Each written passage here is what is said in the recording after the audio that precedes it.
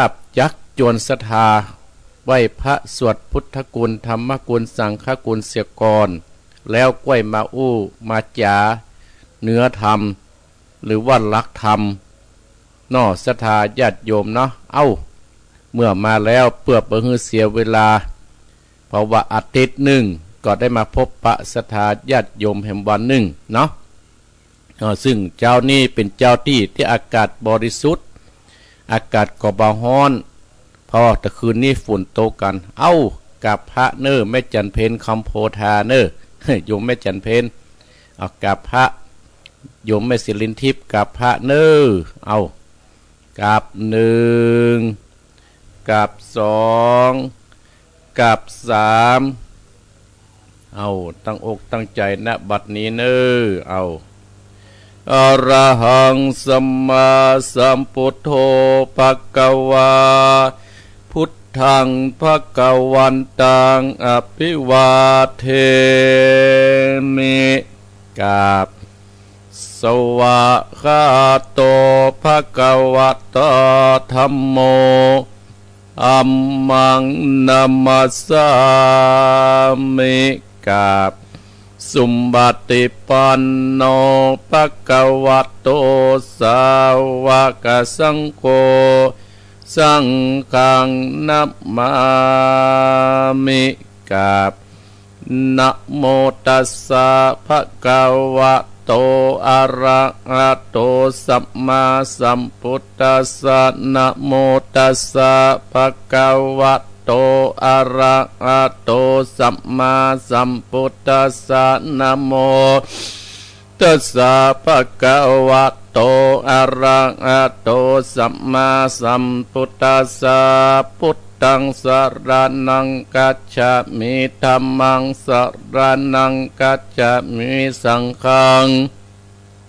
นังกัจฉามิตุติยัมปิพุทธังสรณังกัจฉามิตุติยัมปิธัมมังสรณังกัจฉามิตุติยัมปิสังฆัง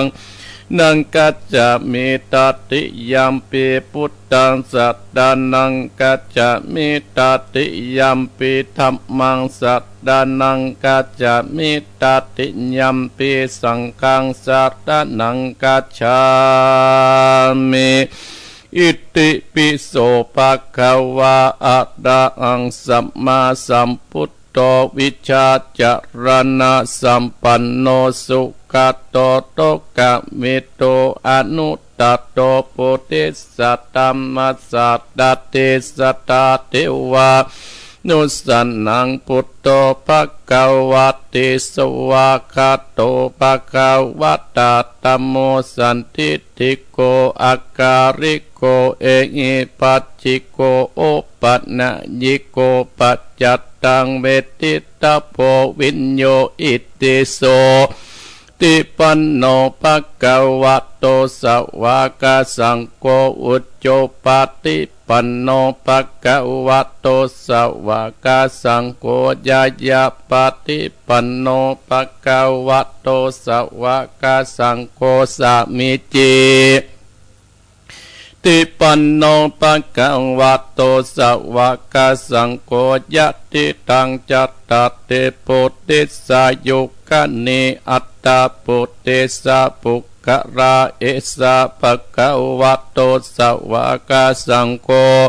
หุนนายโยปะหุนนายโยทักกินายโยอัญชเดกระนิโยอนุตรังปุญญเกตังโลกัสสติสาธุสาธุภะปัญญาปะตะมีสามทิตตาสาธุภะปัญญาปะตะมีวัดเวทล้อมวิริยะปะตะมีอ้อมล้อมระวังดีศีลปัตตะมีบางออกดาบเมตตาปะละมีปัปเปตังตื่นตานะปัตตะมีเป็นพื้นตั้งต่ออุเบกขาปัตตะมี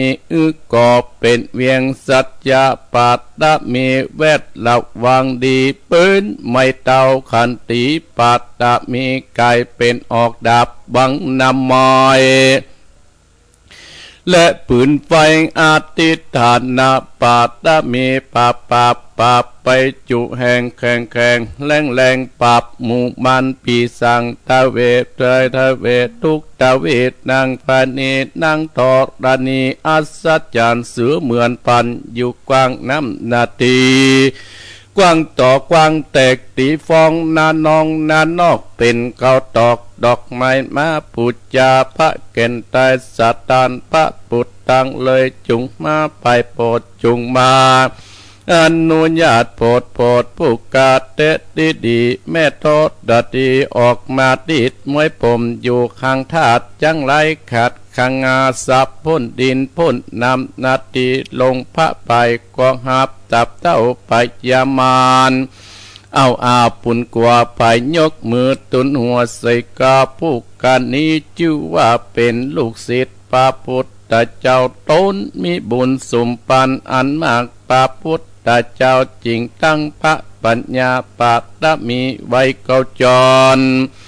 ตั้งไว้ตั้งหน้าก็ได้เก้าจานตั้งไว้ตั้งหลังก็ได้เก้าจานตั้งแต่หัวถึงตีนก็ได้เก้าจานตั้งแต่ตีนถึงหัวก็ได้เก้าจานเส้นว่าลูกปืนจักมาเสมอเหมือนปนเส้นหาก็จักบอกมาไกลดอย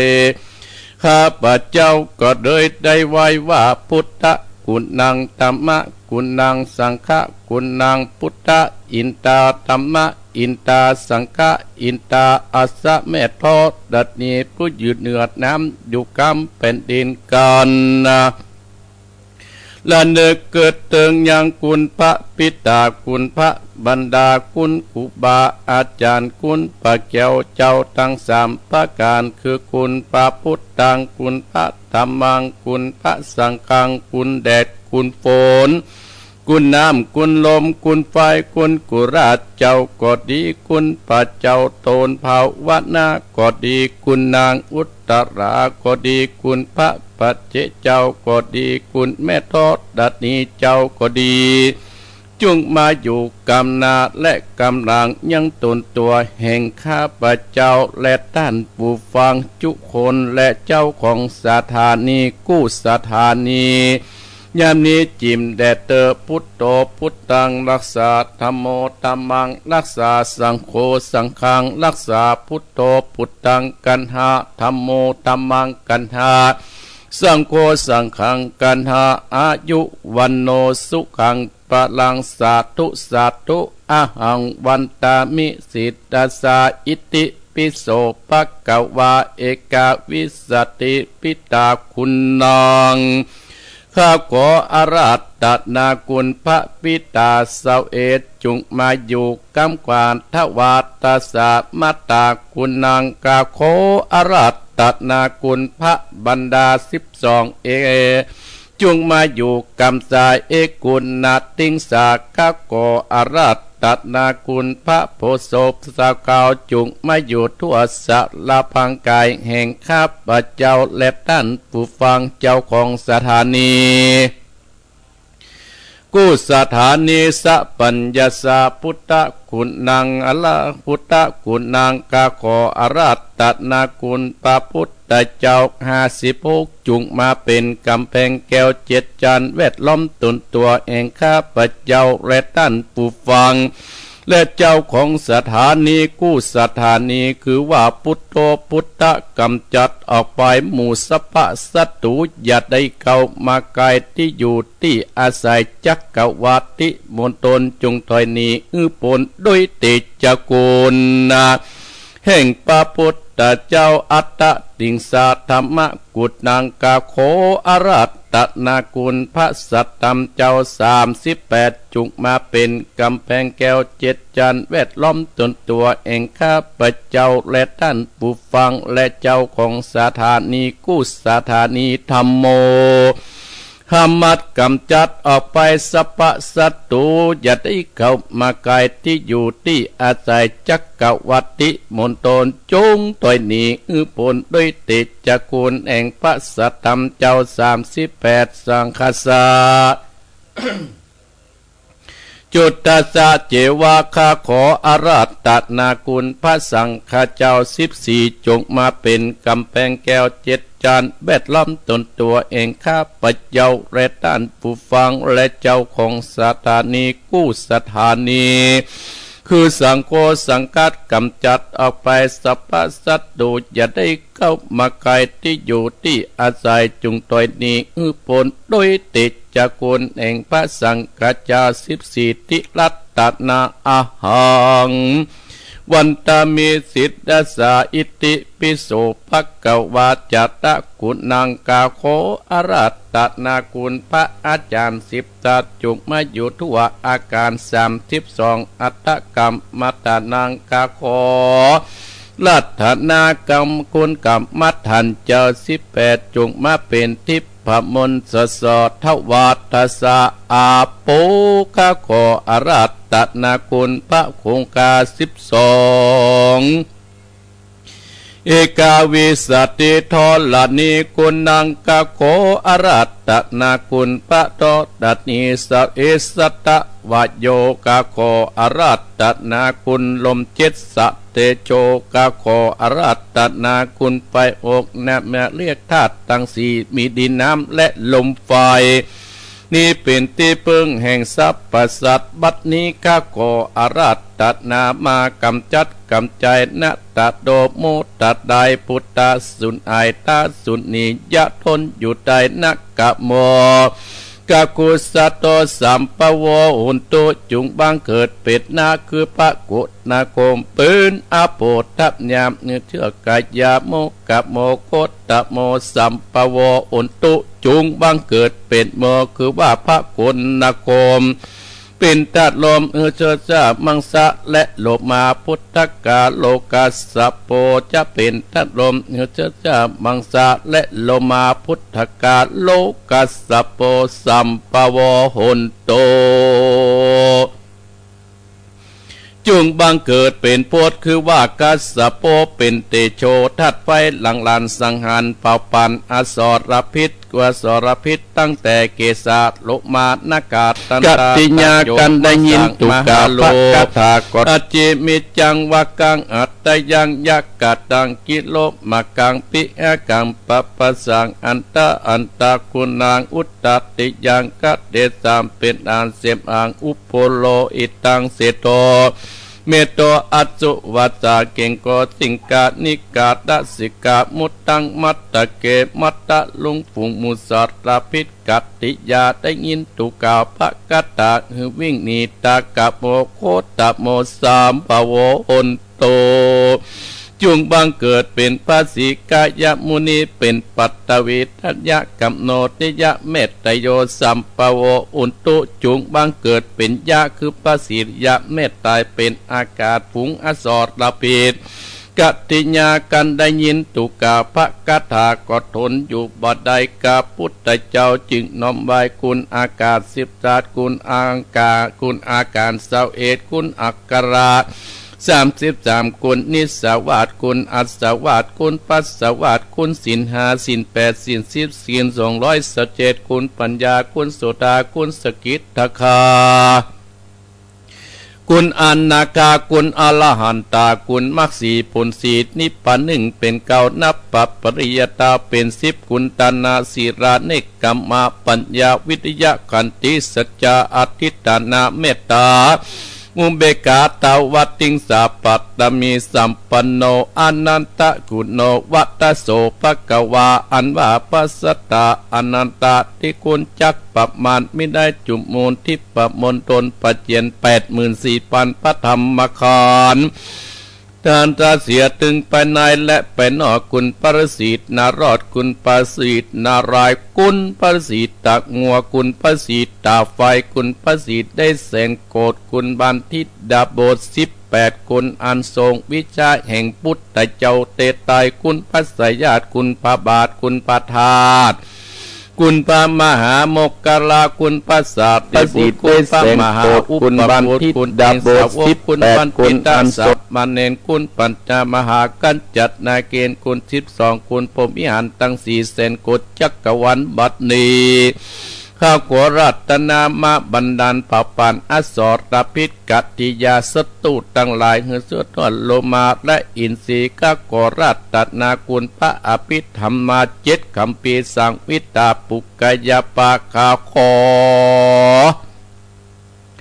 รัตนากุลนกายตังหาอปาสังอังกูกะโกรัตนากุลพระวินัยตังหาอปะจุปปากะโกอรัตนากุลสตัมตังแปดจิตนาวาทกาญะกะโขรัตนากุลจญะวามาตาอุตตาสนะตุจุงมาเป็นดาบกสิกาเอบันตาบัดนี้ผู้กาขออาราตนามาอยู่กลางสารบัดนี้ผู้กาจักพันด้วยไตสนาคมคือปุตังตัสสะมิธัมมังตัสสะมิสังฆังตัสสะมินะโมตัสสะสะตัสสะโมนะโมตัสสะปะสัตตุก็ขาดเป็นพวงทุดีที่เหลืออยู่ในอินทรีย์หื้นหนีไปอยู่นอกจักรวาลกูจักอ่างองค์การนักกิงบันดาลกูจักสาตะวันปลายอิมมะปานผุงหมู่มานสัตตุก็ร้อนเลินอยู่บดายกูจักปิดตะวันตังเกากูจักเล่าเป็นปากัตถาวาสังวิตาโสโสปุสาปะนับปิดตังทวะกัดดังสเปพุทธสัพปตินตังเกากูจักเล่าเป็นภากัตถาว่าพุทโธจะมาสิโมสิโตสติบุตโตจัตตกิจเนอุตเรมุกรโนจะอนันโตมัจจิเมวัจจะโกตัญโยปุปโตปะเกปยะเพขวเปอุปเรหาตินาเนกันเนจักาสโปอาโดเจวะอิสาเนสเปเตพุทธมังกัดดโยตวาพุจิตโตหุนตินิกุโตนิปันตโวมหาเตโสสัทธาสุติสยาสุติภวันตุเตอะโลกญาปะละมาลาภาสันตุติปะละนันตนังวิสสะปัตตมัญญาตินิปานังปะละมังสุขังเอาละศรัทธาญาติโยมบรรดาพ่ออุ้ยแม่อุ้ยพ่อออกแม่ออกพี่น้องท่านผู้ฟังทั้งหลายโอ้ในขณะนี้เวลาก็ตีสี่กับ21 นาทีศรัทธาญาติโยมอาตมาภาพก็ได้นำศรัทธาญาติโยมบรรดาพ่ออุ้ยแม่อุ้ยพ่อออกแม่ออกพี่น้องศรัทธาญาติโยมเข้าไปไหว้พระพุทธเจ้าเพื่อเป็นมงคลที่รับที่นอนเฮาเรียบร้อยก่อนอื่นนั้นอาตมาภาพก็ขอยกมือขอบคุณเจ้าของสถานีที่เปิดเครื่องที่เปิดวิทยุลูกกันเมื่อเจ้าตั้งแต่เวลาตี3 ถึง 5 โมงในวันเวลานี้ซึ่งก็เป็นวันติดก็ขอบพระคุณอนุโมทนาขอบคุณสถานีวิทยุคลื่นเพื่อการศึกษาศาสนาวัฒนธรรมวัดไฟหิน104.50 อำเภอเมืองจังหวัดเชียงใหม่และก็ขอบพระคุณสถานีวิทยุคณะสงฆ์อำเภอฝางวัดพระบาทอุดม FM 101.25 อำเภอฝางจังหวัดเชียงใหม่ก็จะได้เปิดมือเนื้อพอมืดฝนเนาะและขอบพระคุณอนุโมทนากับสถานีวิทยุดินแดนถิ่นล้านนาบ้านลงวัวตำบลน้ำบ่อหลวงอำเภอสันปะตองจังหวัดเชียงใหม่ FM 103.50 ดังเนอสถานีนี้นะอาตมาภาพก็ยังเปิดละว่าข้างนอกกันอยู่ขอบพระคุณสถานีวิทยุดินแดนถิ่นล้านนาบ้านลงวัวตำบลน้ำบ่อหลวงอำเภอสันปะตองจังหวัดเชียงใหม่ FM 103.50 และสถานีวิทยุคลื่นธรรมะชุมชนวัดห้วยตองซักจอมตอง 98.75 และสถานีวิทยุมูลเสียงธรรมอำเภอวิทยุมูลเสียงธรรมอำเภอแม่แจ่มจังหวัดเชียงใหม่วัดบุพาราม 106.25 และสถานีวิทยุดิดเดียวเรดิโอ 96.75 บ้านโจงตำบลทุ่งกวาวห้างหุ้นส่วนจำกัดอนุสรณ์เรดิโออำเภอเมืองปานจังหวัดลำปางและสถานีวิทยุคนเหนือเขื่อนอำเภอฮอดจังหวัดเชียงใหม่ FM 90.75 และสถานีวิทยุเพื่อการศึกษาและพัฒนาอาชีพ FM 103.00 อำเภอเมืองจังหวัดลำปางโดยคุณอนุพงษ์ตาจีนะ และสถานีวิทยุ FM 99.50 วิทยาลัยเทคโนโลยีและการจัดการกพผแม่เมาะจังหวัดลำปางขอขอบพระคุณอนุโมทนาสาธุเนอที่ได้เปิดสัญญาณกันไปเนาะเอาละศรัทธาญาติโยมมาแล้วเพื่อมาฮือเสียเวลาอาตมาภาพจักได้ได้จ๋าฮือศรัทธาญาติโยมเพื่อเป็นกำลังอกกำลังใจศรัทธาญาติโยม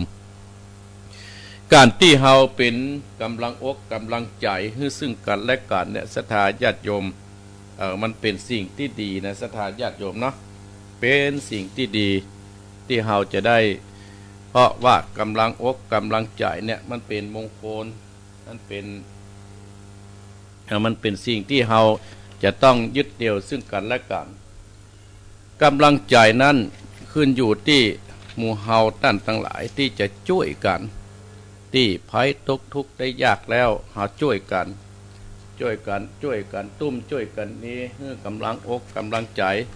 ซึ่งกันและกันท่านทั้งหลายแม้ว่าจะมีเหตุการณ์เกิดขึ้นในบ้านในเมืองก็ตามถ้าเฮาช่วยกันเพื่อกำลังใจซึ่งกันและกันก็ตามเป็นผัวเป็นเมียก็ตามเมื่อมีเรื่องราวเกิดขึ้นในครอบครัวเกิดขึ้นในชีวิตประจำวันเฮาก็ต้องฮื้อกำลังอกกำลังใจทุกคนเกิดมาเนี่ยศรัทธาญาติโยมต้องการกำลังอกกำลังใจเพื่อจะผ่านอุปสรรคที่เกิดขึ้นทุกวี่ทุกวันที่เกิดขึ้นในภาวะในปัจจุบันนี้ญาติโยมบรรดาพ่ออุ้ยแม่อุ้ยพ่อออกแม่ออกพี่น้องศรัทธาญาติโยมเฮาทุกท่านทุกคนในภาวะปัจจุบันเนี่ยท่านทั้งหลายเฮามีแต่เรื่องราวที่เกิดขึ้นที่เฮาประคาดคิดเกิดขึ้นอย่างทุกวันวันเนี้ยบึดอากาศร้อนบึดอากาศหนาวบึดโรคภัยที่เฮาบ่พึงประสงค์เกิดขึ้นไปทางใดก็ทุกข์ไปทางใดก็ยากสู้เข้าเหี่ยกู้โหนกู้แห่งแม้นว่าคนอยู่ทางใดมันก็ไปทางนั้นศรัทธาญาติโยมแม้นว่าจะอยู่ในห้วยในปูดอยก็ตามมันก็ไปตัวอย่างเฮาอยู่ปอบ้านเมืองเฮาก็เดือดร้อนอย่างพี่น้องศรัทธาญาติโยมจะได้หูได้ห่อนกันนะตามข่าวทีวีก็ดีตามสื่อต่างๆก็ดีแต่กำลังอกกำลังใจศรัทธาญาติโยมอาตมาภาพเห็นตัวหนึ่งที่ฮื้อกำลังอกกำลังใจศรัทธาญาติโยมท่านผู้ฟังของอาตมาภาพที่ติดตามตัวอาตมาภาพที่ได้จัดรายการอย่างเมื่อตอนกลางวันก็ดีท่านอาตมาภาพจัดรายการวันอังคารธรรมะยำเย็นมรดกธรรมกับเมืองยำเย็นวันอังคารศรัทธาญาติโยมก็ติดตามตัวโทรตั้งหน้าไม้ปัตตันก็โทรตั้งหลังไม้โอ้ก็ดีใจศรัทธาญาติโยมอันนี้คือกำลังใจของตู้เจ้าที่จัดรายการทุกตนทุกองค์ท่านทั้งหลายวันนี้ก็ตามวันนี้อาตมาภาพก็จะได้เรื่องการอยู่กินด้วยกันก็คือสามีภรรยาสามีภรรยาหรือว่าผัวเมียท่านทั้งหลายการที่เป็นสามีภรรยาเนี่ยเป็นเรื่องที่ว่ายากก็เหมือนง่ายแต่บางครั้งจะว่าง่ายก็เหมือนยากถ้าเฮาท่านทั้งหลายวันหนึ่งเฮาไปถาม10 คนเฮาก็จะได้รับคำตอบ10คำตอบด้วยกันแต่องค์พระสัมมาสัมพุทธเจ้าของเฮาองค์พระสัมมาสัมพุทธเจ้าของเฮาได้ตรัสเรื่องการมงคลการที่เฮามงคลสมรสไว้สั้นๆคำเดียวว่าสังฆะเนี่ยแปลว่าการสงเคราะห์กันในการรักปฏิบัติตามสังฆะวัตถุเป็นเครื่องยึดเหนี่ยวน้ำจิตน้ำใจกันเนี่ยต่างหลายการที่เฮาจะเป็นสามีภรรยากันเป็นเรื่องที่ว่ายากก็เหมือนง่ายแต่บางครั้งก็ว่าง่ายก็เหมือนยากถ้าวันหนึ่งเฮาไปถามคนสัก10 คนก็เฮาจะได้รับคำตอบสัก10อย่างด้วยกันคำตอบจะออกมาเหมือนกันแต่องค์พระสัมมาสัมพุทธเจ้าของเฮาตัดเรื่องมงคลสมรสไว้สั้นๆคำเดียวว่าสังฆะเนี่ยพุทธเจ้าเฮาองค์พระสัมมาสัมพุทธเจ้าเฮาตรัสว่าเรื่องว่าสังฆะแปลว่าการสงเคราะห์กันฮื้อปฏิบัติตามหลัก สงเคราะห์วัตถุสี่เป็นเครื่องยึดเหนี่ยวน้ำใจกันสรุปแล้วท่านทั้งหลายองค์พระสัมมาสัมพุทธเจ้าของเฮานั้นเปิ้นตัดเรื่องการอยู่การกินหรือว่าการอยู่เรื่องการมงคลสมรสไว้กรรมสั้นๆคำเดียวว่าสังฆะแปลว่าการสงเคราะห์กันคือปฏิบัติตามหลักสงเคราะห์วัตถุสี่ประการและจะต้องมีเครื่องยึดเหนี่ยวน้ำจิตน้ำใจกันมีอยู่สี่ข้อด้วยกันเตี้ยตามาภาพจักได้อู้ได้จ๋าฮือศรัทธาญาติโยมได้ฟังกันมีสี่ข้อด้วยกันนั่นก็คือทานสองปิยวาจาสามอัตถจริยาสี่สมานัตตาสี่ข้อด้วยกันพระพุทธเจ้าองค์พระสัมมาสัมพุทธเจ้าของเราได้ตรัสว่าสังฆะวัตถุสี่เป็นเครื่องยึดเหนี่ยวน้ำจิตน้ำใจกันในการที่เราจะรู้อยู่รวมกันตั้งทั้งหลายวัดกระตามตั้งทั้งหลายถ้ามีสังฆะวัตถุสี่เป็นเครื่องยึดเหนี่ยวน้ำจิตน้ำใจกันวัดนั้นก็จะจุ่มกระเยนในชุมชนเฮาก็ตามอันนี้อาตมาภาพจักอู้ในการที่เฮาจะเป็นสามีภรรยากันแต่ต้องมีเครื่องยึดเหนี่ยวน้ำจิตน้ำใจกันองค์พระสัมมาสัมพุทธเจ้าหัตถ์ตรัสว่านั่นก็คือสังฆะวัตถุสี่เนี่ยพุทธเจ้าเฮาองค์พระสัมมาสัมพุทธเจ้าเฮาเนี่ยเปิ้นหูเนี่ยท่านทั้งหลายเมื่อเปิ้นได้ไปศึกษาแล้วเปิ้นได้ไปศึกษาแล้วเปิ้นได้ไปทดลองมาเรียบร้อยแล้วเปิ้นถึงได้เอามาบอกมากล่าวให้หมู่เฮาท่านทั้งหลายพระองค์สมเด็จพระสัมมาสัมพุทธเจ้าเฮาเป็นนักทดลองท่านทั้งหลายว่าจะยังได้จะอยู่ด้วยกันจะได้จะต้องมีอันอย่างที่จะมาอยู่ด้วยกันบ่ใช่ว่าเฮาสองคนมาอยู่ด้วยกันและจะอยู่ด้วยกันรอดแต่ถ้ามันมีเครื่องมีหลักธรรมที่องค์พระสัมมาสัมพุทธเจ้าเฮาได้ตัดได้บอกไว้นั้นก็คงอยู่บ่รอดท่านทั้งหลายเจนพ่อเจนแม่เฮานะท่านทั้งหลายเจนพ่อเจนแม่เฮาสมัยก่อนน่ะเพิ่นมีหลักธรรมหรอเพิ่นยึดหลักธรรมเป็นอาจีนนะท่านทั้งหลายบ่จะยึดอารมณ์เป็นหลักอาจีนเจนพ่อเจนแม่เฮาเนี่ยเพิ่นยึดหลักธรรมเนี่ยเพิ่นยึดหลักธรรมขององค์พระสัมมาสัมพุทธเจ้านะเป็นหลักอยู่ในจิตในใจพ่อแม่เฮาถึงอยู่ตลอดรอดฟังโจนอายุ8-90ได้จากกันไปเมื่อยามตายต้านแต่ภาวะปัจจุบันเนี่ยอีพ่ออีแม่บ้านเฮานั่นน่ะเขาไปได้ยึดหลักเอาธรรมของที่เปิ้นได้บอกได้กล่าวก็คือองค์สมเด็จพระสัมมาสัมพุทธเจ้าเฮาได้บอกได้ตัดไว้บ่ได้ยึดไว้ในจิตในใจอย่าตมาภาพจากยกนั่นคือทานคือการฮื้อปันแก่กันทานคือการปันฮื้อแก่กันก็คือความทุกข์ความยากของสามีภรรยาในครอบครัวเฮาเนี่ยบางวันก็ร้อนบางวันก็เย็นท่านทั้งหลายเมื่อผัวร้อนเมียก็เอาวีมาพัดฮื้อเอาอย่างพัดลมมาเปิดฮื้อแต่ก่อนนี้เปิ้นใจวีแล้วท่านทั้งหลายผัวไปที่อื่นมาเมียผัวจะนั่งหั่นแล้วล่ะนั่งแฮนปื้นกระไดปื้นกระล่างบ้านเมียเพื่อจะวีเฮ้ยล่ะโอ้ฮ้อนก่อยังได้ก่อแต่ประเดี๋ยวโอกาสเนี่ยที่จะทำแบบนั้นนั่นท่านทั้งหลายมันน้อยต่างคนก็ต่างไปต่างคนก็ต่างไปแต่ตมาเข้าใจว่าภาวะปัจจุบันมันเหมือนแต่ก่อนแต่ถ้าเราจูนเข้าหาก่อนเนี่ยท่านทั้งหลายก็คงจะมีแต่ความสุขถ้าจูนด้วยกันหลักธรรมที่องค์พระสัมมาสัมพุทธเจ้าเขาได้ตรัสไว้ครอบครัวเฮาก็จะมีความสุขก็จะไม่ได้เดือดร้อนฮ้อนกันทานคือการปานแก่กันและกันท่านทั้งหลายเมื่อเฮามีทุกข์เฮาก็ร่วมทุกข์ด้วยกันเมื่อเฮามีสุขเฮาก็ร่วมสุขด้วยกันข้อที่สองคือการที่เฮาจะใจอยู่ด้วยกันคือปิยวาจาคือการอู้ท่านทั้งหลายคือการอู้เพราะว่าเฮาจะต้องอู้ทุกวันเฮาอยู่ด้วยกันหรอแปลว่าอยู่ด้วยกันหมู่อยู่ด้วยกันหลายคือการพูดด้วยวาจาไพเราะเพาะพิงการอู้นี่ก็ตามท่านทั้งหลายถ้าเฮาอู้บ่ม่วนนี่นะท่านทั้งหลาย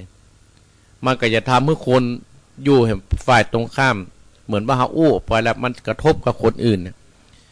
เพราะฉะนั้นเฮาอยู่ตามหมู่หลายก็ดีอยู่ในครอบครัวก็ดีอยู่ในชุมชนก็ดีอยู่ที่ไหนก็ดีต้องระวังปิยวาจาคือการ อู้ของเฮานั่นอย่าได้ไปกระทบคนอื่นแต่บางคนนี่ก็เป็นโรคจิตนะท่านทั้งหลายถ้าอู้ไปได้ไปกระทบคนอื่นนี่นะมันมีความสุข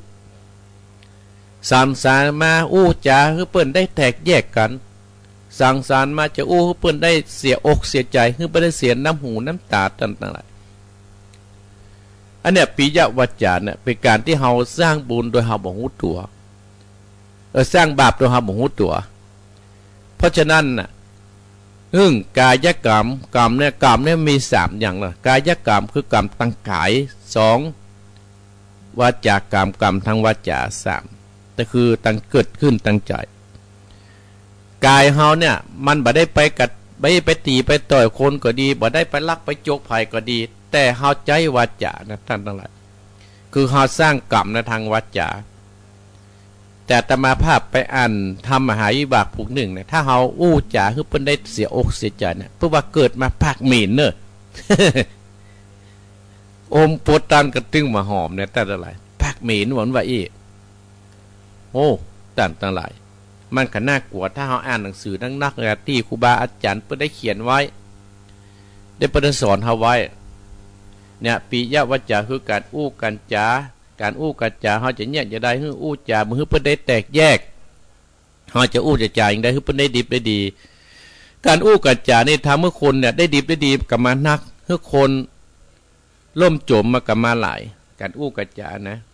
เพราะฉะนั้นเฮาก็ต้องใจหลักในกปิยวาจาคือการพูดวาจาไพเราะในครอบครัวเฮาอัตถจริยาคือการประพฤติตนเป็นประโยชน์ต่อกันและกันเฮาเป็นสามีภรรยาเนี่ยก็ท่านทั้งหลายเฮาเป็นสามีภรรยาซึ่งกันและกันเนี่ยเฮาก็ต้องประพฤติตนเป็นประโยชน์ต่อกันและกันช่วยกันสร้างฐานะช่วยกันต่อเติมที่มันขาดที่มันหนีไปสิ่งอันใดที่มันขาดในครอบครัวเฮาก็ช่วยกันต่อเติมปัจจัยโอ้ปวดขึ้นเมียเฮาเนี่ยคนเดียวเงอะมันก็จะลำบากเนี่ยท่านทั้งหลายเฮาประพฤติตนให้เป็นประโยชน์ต่อกันและกันบ่คิดทำร้ายซึ่งกันและกันสังคมเฮาก็อยู่เป็นสุขครอบครัวเฮาก็อยู่เป็นสุขชุมชนเฮาก็อยู่เป็นสุขแต่สมัยพ่อแม่เฮานั้นท่านทั้งหลายเพิ่นเนี่ยประพฤติตนให้มันเป็นประโยชน์ต่อการสมานัตตาคือการวางตัวให้เหมาะสมกับที่เป็นสมานัตตาคือการวางตัวให้เหมาะสมกับที่เฮาได้เป็นผัวพ่อกับวางตัวเป็นพ่อแม่ก็ต้องวางตัวเป็นแม่ลูกก็ต้องวางตัวเป็นแม่ครูก็ต้องวางตัวเป็นครูลูกศิษย์ก็ต้องวางตัวเป็นลูกศิษย์ถ้าเฮามีข้อว่าสมานัตตาคือการวางตัวให้เหมาะสมด้วยการที่เป็นนายจ้างก็ต้องวางตัวให้เป็นนายจ้างลูกจ้างก็ต้องวางตัวเป็นลูกจ้างท่านทั้งหลายบ่ใช่ว่าลูกจ้างวางตัวเป็นนายจ้างบ่ได้เพราะฉะนั้นที่จะอยู่รอดนั้นถ้าเพิ่นสั่งเฮาอย่างใดเฮาก็ต้องทำตัวจะอันไผก็ตามที่วางตัวให้เหมาะสมกับที่เป็นนี่นะที่รับมาแล้วเนี่ยสมมติว่าอย่างพ่อแม่เนี่ยเพิ่นตั้งมาโดยธรรมชาติเฮาก็ต้องวางตัวให้เป็นพ่อที่ดีและเป็นแม่ที่ดีที่เพิ่นแต่งตั้งเฮามาเป็นพ่อหลวงเป็นไอ้ยังก็ตามอันนั้นเพิ่นแต่งตั้งเฮามาแต่งตั้งขึ้นแต่พ่อแม่นี่แต่งตั้งโดยธรรมชาติมันมีภัยแต่งตั้งก็ถึงได้เป็นถ้าเฮามีสามีภรรยากันถ้ามีลูกมีเต้าแต่เฮาเป็นพ่อหลวงเป็นไอ้ยังมื้อเนี่ยมันเป็นการแต่งตั้งขึ้นมาเฮาก็ต้องวางตัววางตนให้เหมาะสมที่เพิ่นได้แต่งตั้งเฮามาเพิ่นแต่งตั้งเฮาเป็นลูกน้องเฮาก็ต้องเป็นลูกน้องเพิ่นแต่งตั้งเฮาเป็นหัวหน้าเฮาก็ต้องเป็นหัวหน้าเนี่ยท่านทั้งหลายอันเนี้ยเพราะฉะนั้นเป็นเครื่องยึดเหนี่ยวน้ำจิตน้ำใจคือพุทธเจ้าองค์พระสัมมาสัมพุทธเจ้าหาตรัสว่าสังฆะแปลว่าเครื่องยึดเหนี่ยวน้ำจิตน้ำใจกันถึงว่าชีวิตเฮาถึงจะอยู่รอดได้การที่เราอยู่ทุกวันนั่นก็คือกำลังใจซึ่งกันและกันท่านทั้งหลายนั่นก็เปิ้นตัดว่ามือหนึ่งคือทานคือการให้ปานแก่การ2ปิยวาจาคือการพูดด้วยวาจาไพเราะ3โดยการอัตถจริยาคือประพฤติตนให้เป็นประโยชน์ต่อกัน4สมามัตตาคือการวางตัวให้เหมาะสมกับตนที่ได้เป็นที่เปิ้นวางตัวให้เฮาได้เป็นเนี่ยอันนี้มี4ข้อด้วยกันตั้งหลายเนี่ยอาตมาภาพ ได้ได้จ่าโดยสรุปแล้วคือการปฏิบัติสังฆะวัตถุตามพระพุทธศาสนาก็คือการปฏิบัติตนตามหลักวิธีการตามพุทธศาสนาเขามี3ประการด้วยกันนั่นก็คืออย่างทานศีลและภาวนาเนี่ยโดยสรุปการปฏิบัติในสังฆะวัตถุก็มี4คือการปฏิบัติตนตามวิธีการทำบุญในพระพุทธศาสนามี3ประการคือทานศีลภาวนาชีวิตคนเฮาเนี่ยท่านทั้งหลายหนีศาสนาตึงบ่พ้นแล้วแต่เฮาจะนับถือศาสนาเฮาโดยเฉพาะท่านผู้ฟังก็คือศาสนาพุทธของเฮาเนี่ยก็คือหนีบ่พ้นก็คือทานศีลภาวนา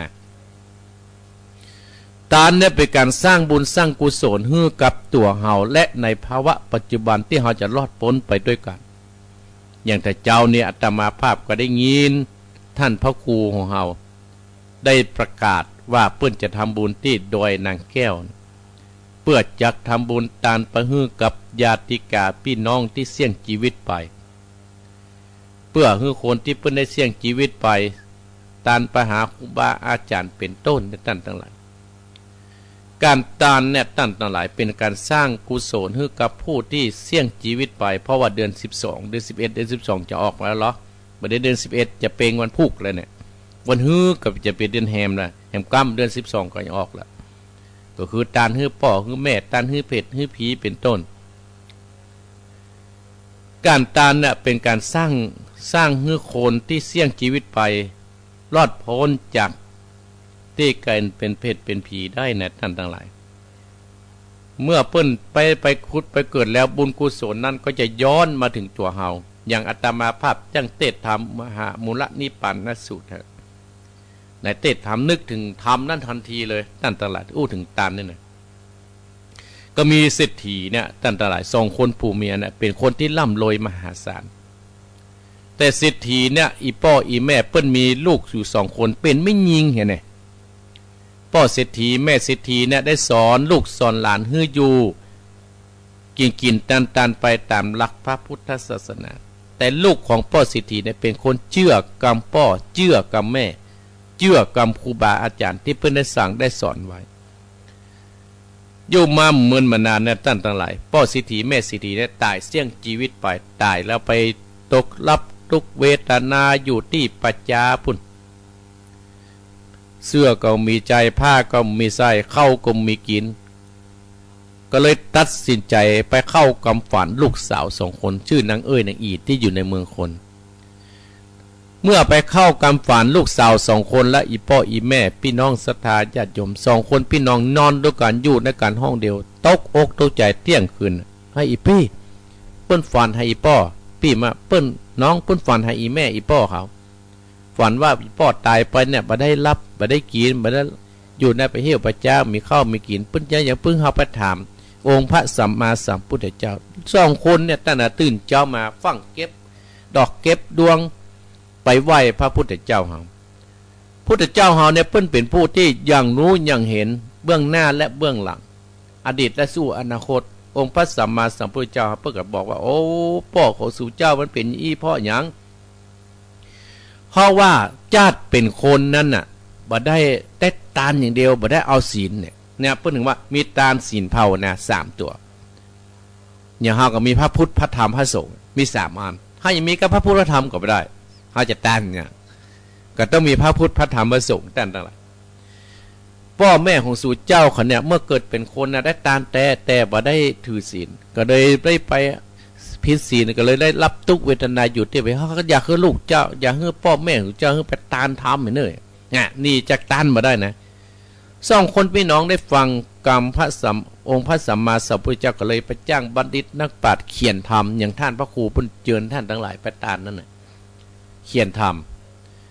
ได้จ้างบัณฑิตนักปราชญ์มาเขียนท่านทั้งหลายเอามาไว้บนหิ้งพระเจ้าวันพุธวันศีลจะไปโอ้ด้วยอานิสงส์ที่ได้ทำจะทำเพื่อป้อขึ้นไปยังไม่ได้ทำนะจะทำจะเอาไปทานด้วยอานิสงส์เหล่านี้เนี่ยกับได้นำเอาพ่อเอาแม่ไปเกิดเป็นเทวบุตรเอาแม่เกิดเป็นเทวดาเกิดอยู่สวงจันทร์ฟ้าขนาดเกิดเป็นเทวบุตรเทวดายังกึดเติงหาลูกก็เลยเขามาบอกคือลูกคือหลานที่อยู่ในเมืองโคนว่าอีพ่ออีแม่ได้รับของกินของทานแล้วเนอ ได้เกิดเป็นเต้วบุญและอีแม่เกิดเป็นเต้วได้เรียบร้อยละสร้างความดีอกดีใจให้กับสองลูกสาวของเปิ้นเอาไปตันให้กับพระพุทธเจ้าท่านทั้งหลายเนี่ยนะท่านทั้งหลายคือการตานเนี่ยเป็นอันยิ่งใหญ่ยิ่งยวดเมื่อเฮาสร้างตานด้วยอานิสงส์และบุญกุศลนั้นก็จะกำจูอุดหนุนเฮาภายที่ทำความดีให้กับพ่อกับแม่นะท่านทั้งหลายเมื่อเบื้องต้นอาจจะตกแต่บ้านปลายชีวิตอาจจะดีขึ้นเพราะว่าบุญพ่อบุญแม่ที่ได้ทำบุญกับบุญพ่อบุญแม่เนี่ยมันจะทรงยูให้ตัวเฮาเนี่ยได้ขึ้นที่สูงแน่นอนใครที่เชื่อกรรมครูบาอาจารย์เชื่อกรรมองค์พระสัมมาสัมพุทธเจ้าให้ครอบครัวมีความสงบจุ่มเย็นนะท่านทั้งหลายอันนี้เพื่อถึงว่าเฮาจะหนีทานและศีลมาได้ภาวนาคือการที่สร้างในบ้านภาวะจิตใจเฮาให้มีพลังเพิ่มขึ้นในพระพุทธศาสนาของเฮานะก็มีเรื่องศาสนาอันนี้อาตมาภาพเลยได้เอามามาจ่าให้อีพ่ออีแม่พี่น้องศรัทธาญาติโยมท่านผู้ฟังทั้งหลายที่ได้ฟังอาตมาภาพได้เปิดเครื่องวิทยุตั้งแต่เจ้าอาตมาภาพก้าวกับผมขอบพระคุณท่านพระครูอภิวัฒนวิโกมนี่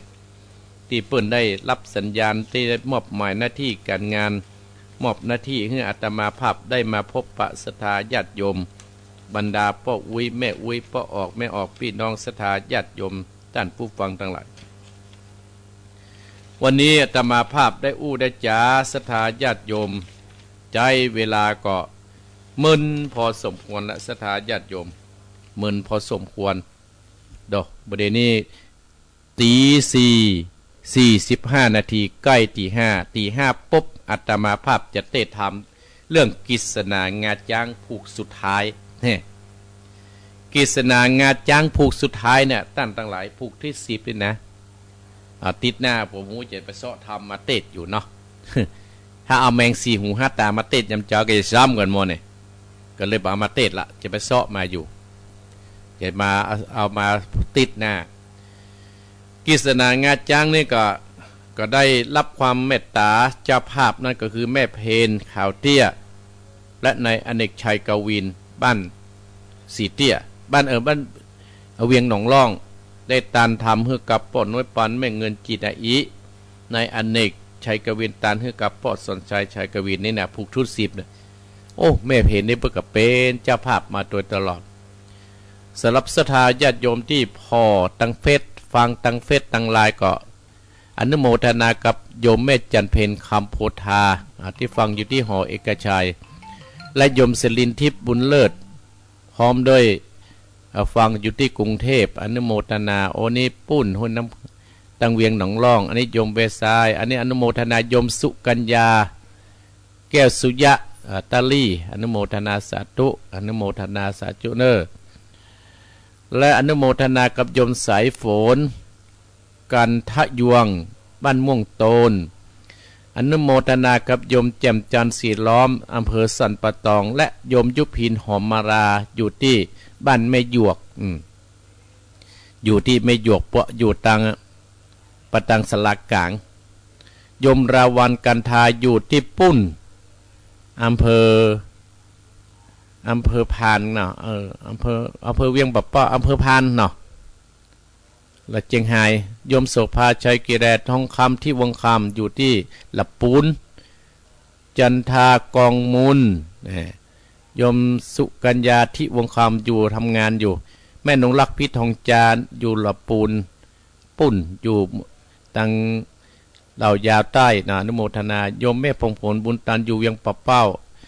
โยมแม่นงรักอนุโมทนาสาธุเนอร์ที่ฟังที่เปิดเครื่องที่ฟังตังสถานีวิทยุก็ดีที่ฟังตังเฟซตังไลน์ก็ดีตี 5:46 นาทีตั้งแต่หลายเหลือเวลานี้ลองเปิดว่าไผฟังตังใดเนาะได้กันเนอร์ได้เกียมนี่ก่อนลองโทรมาเนอร์ลองโทรมาที่เอาคนไกลๆก็ได้ตังในเวียงไฟฟังพ่องตังในเวียงตังไกลก้อยก่อนเนาะแต่ตังบ้านเฮาได้คงจะได้ยินติดโทรมาที่082 885 7255เอาต้องโทรมาเนอะสัญญาณออกมาแล้วสัญญาณก็ดีอยู่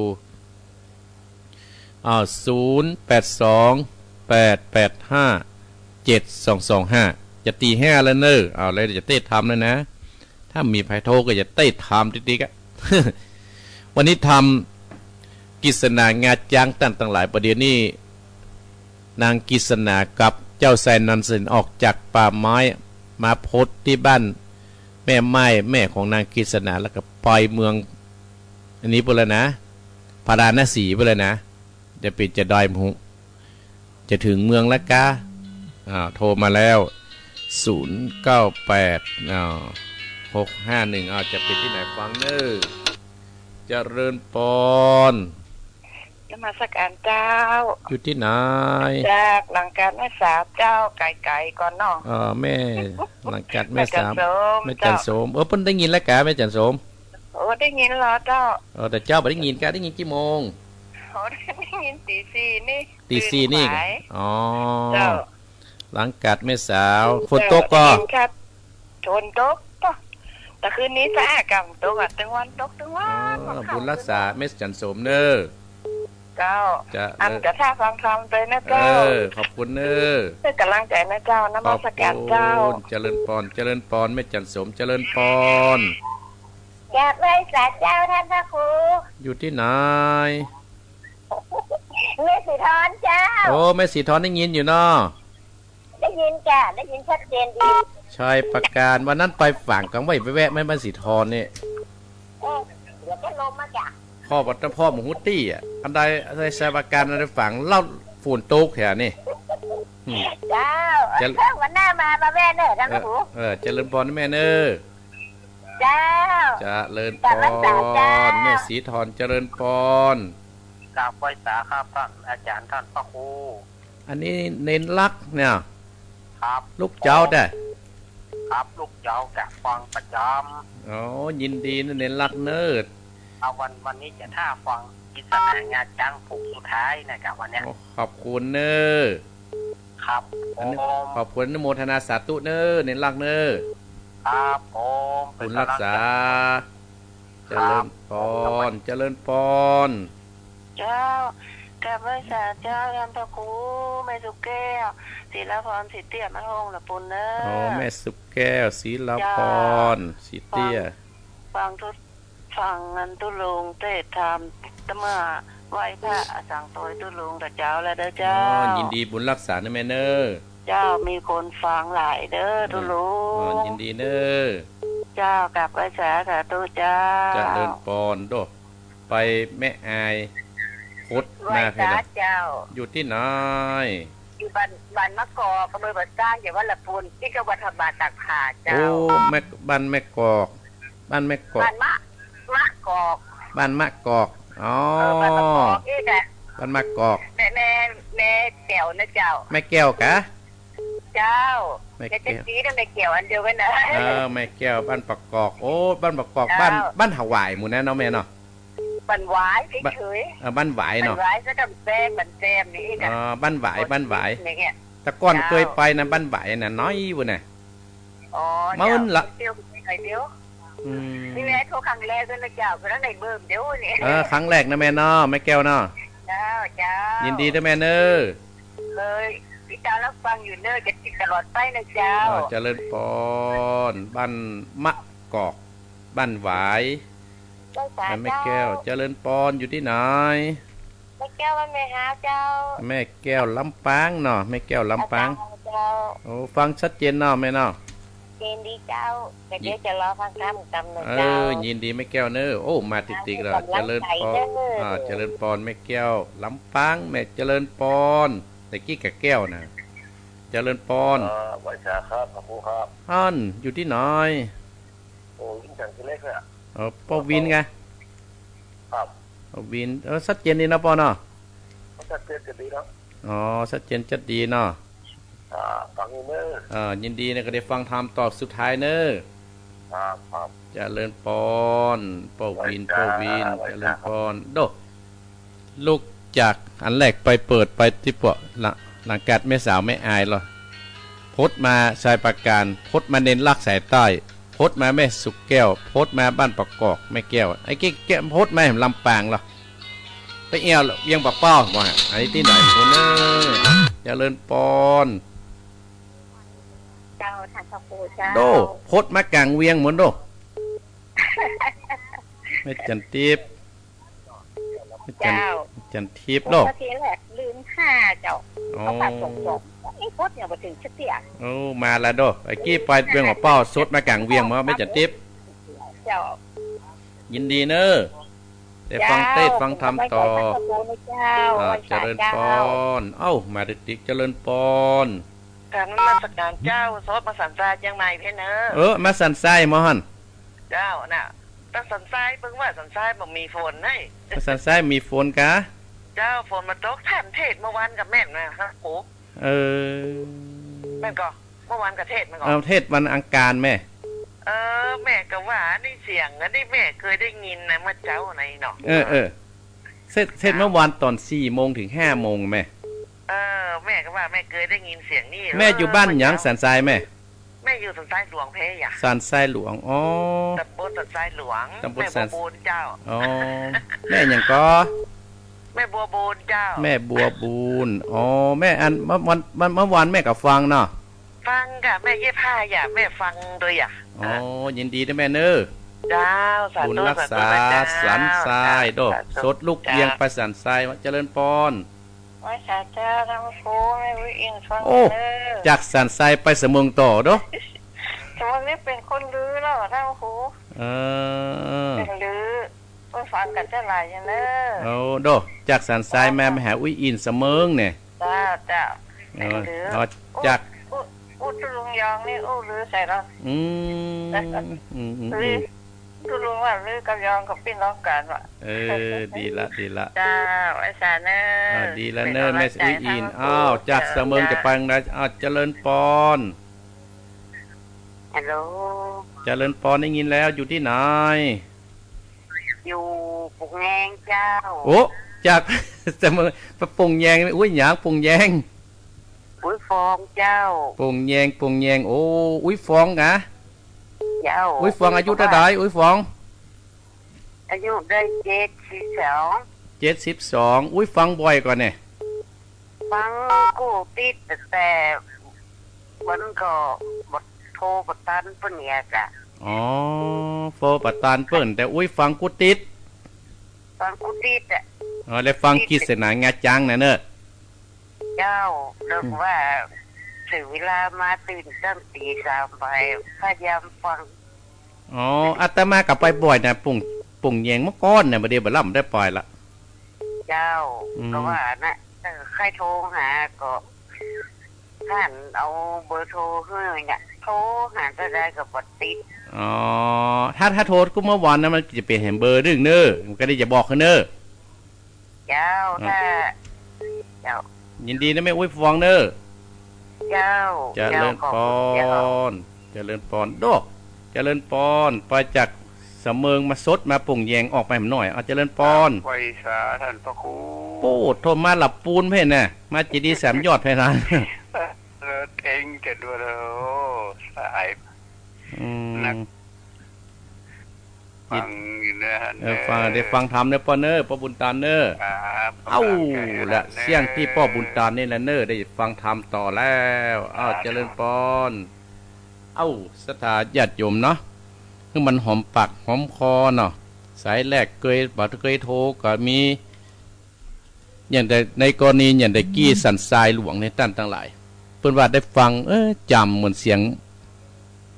ที่เกิดเทศก็คืออาตมาภาพจัด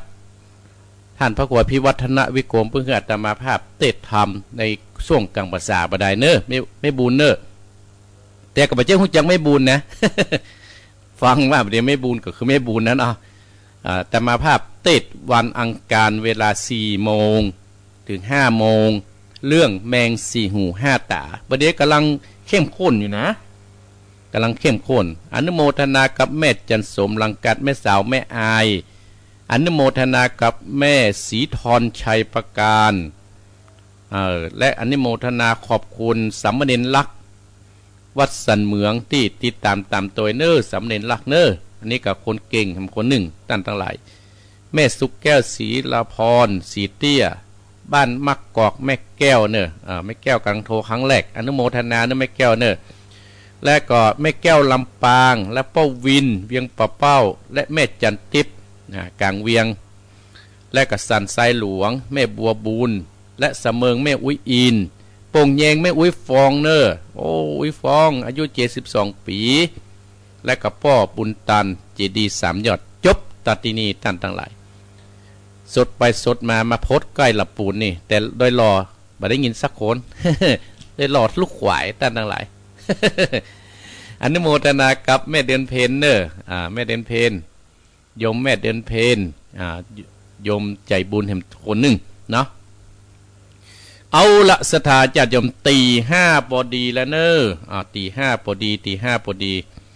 ก็ก่อนอื่นที่จะเทศนำเทศธรรมนี่ก็อนุโมทนาขอบคุณเจ้าของสถานีวิทยุเสียก่อนรับช่วงตั้งแต่เวลาตี5 ถึง 7 โมงนี่ก็ขออนุโมทนาขอบคุณสถานีวิทยุบ้านทุ่งเรดิโอ 89.50 อำเภอสันปะตองจังหวัดเชียงใหม่และอนุโมทนาขอบคุณสถานีวิทยุขึ้นธรรมะของชุมชนวัดห้วยตองซัก 98.75 อำเภอจอมทองจังหวัดเชียงใหม่และอนุโมทนาขอบคุณสถานีวิทยุเวียงปะเป้าเรดิโอ 90.00 เวียงปะเป้าจังหวัดเชียงรายอนุโมทนาขอบคุณสถานีวิทยุคณะสงฆ์อำเภอฝางวัดพระบาทอุดม 100.25 อำเภอฝางจังหวัดเชียงใหม่และอนุโมทนาขอบคุณสถานีวิทยุมนต์เสียงธรรมวัดพระบาทวัดบุพารามอำเภอแม่แจ่ม 106.25 และอนุโมทนาขอบคุณสถานีวิทยุชุมชนคนเมืองลีอำเภอลีจังหวัดลำพูน FM 103.75 และอนุโมทนาขอบคุณสถานี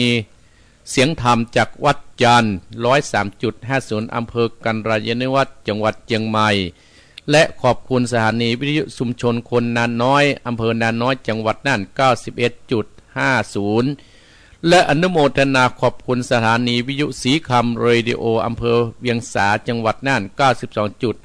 92.50 อนุโมทนาขอบคุณสถานีวิทยุเสียงสายเรดิโออำเภอต้าวังผางจังหวัดน่าน FM 100.75 และสถานีวิทยุชุมชนคนเหนือเขื่อนอำเภอฮอด FM 90.75 อำเภอฮอดจังหวัดเชียงใหม่และขอบคุณสถานีวิทยุน่านฟ้าเรดิโอ 101.75 ตำบลป่าแดดอำเภอเมืองจังหวัดเชียงใหม่และสถานีวิทยุชุมชนคนต้นน้ำ FM 104.50 บ้านปุ่งน้ำร้อนตำบลแม่ติจีดีอำเภอเวียงป่าเบ้าจังหวัดเชียงรายและขอบคุณสถานีวิทยุดินแดนถิ่นล้านนา FM 103.50 อำเภอสันปะตองจังหวัดเชียงใหม่และสถานีวิทยุล้านนาเรดิโอศพปับจังหวัดลำปาง FM 95.75 และสถานีวิทยุขึ้นพระพุทธศาสนาการศึกษาและวัฒนธรรมวัดไฟหิน FM 104.50 วัดไฟหินมจจังหวัดเชียงใหม่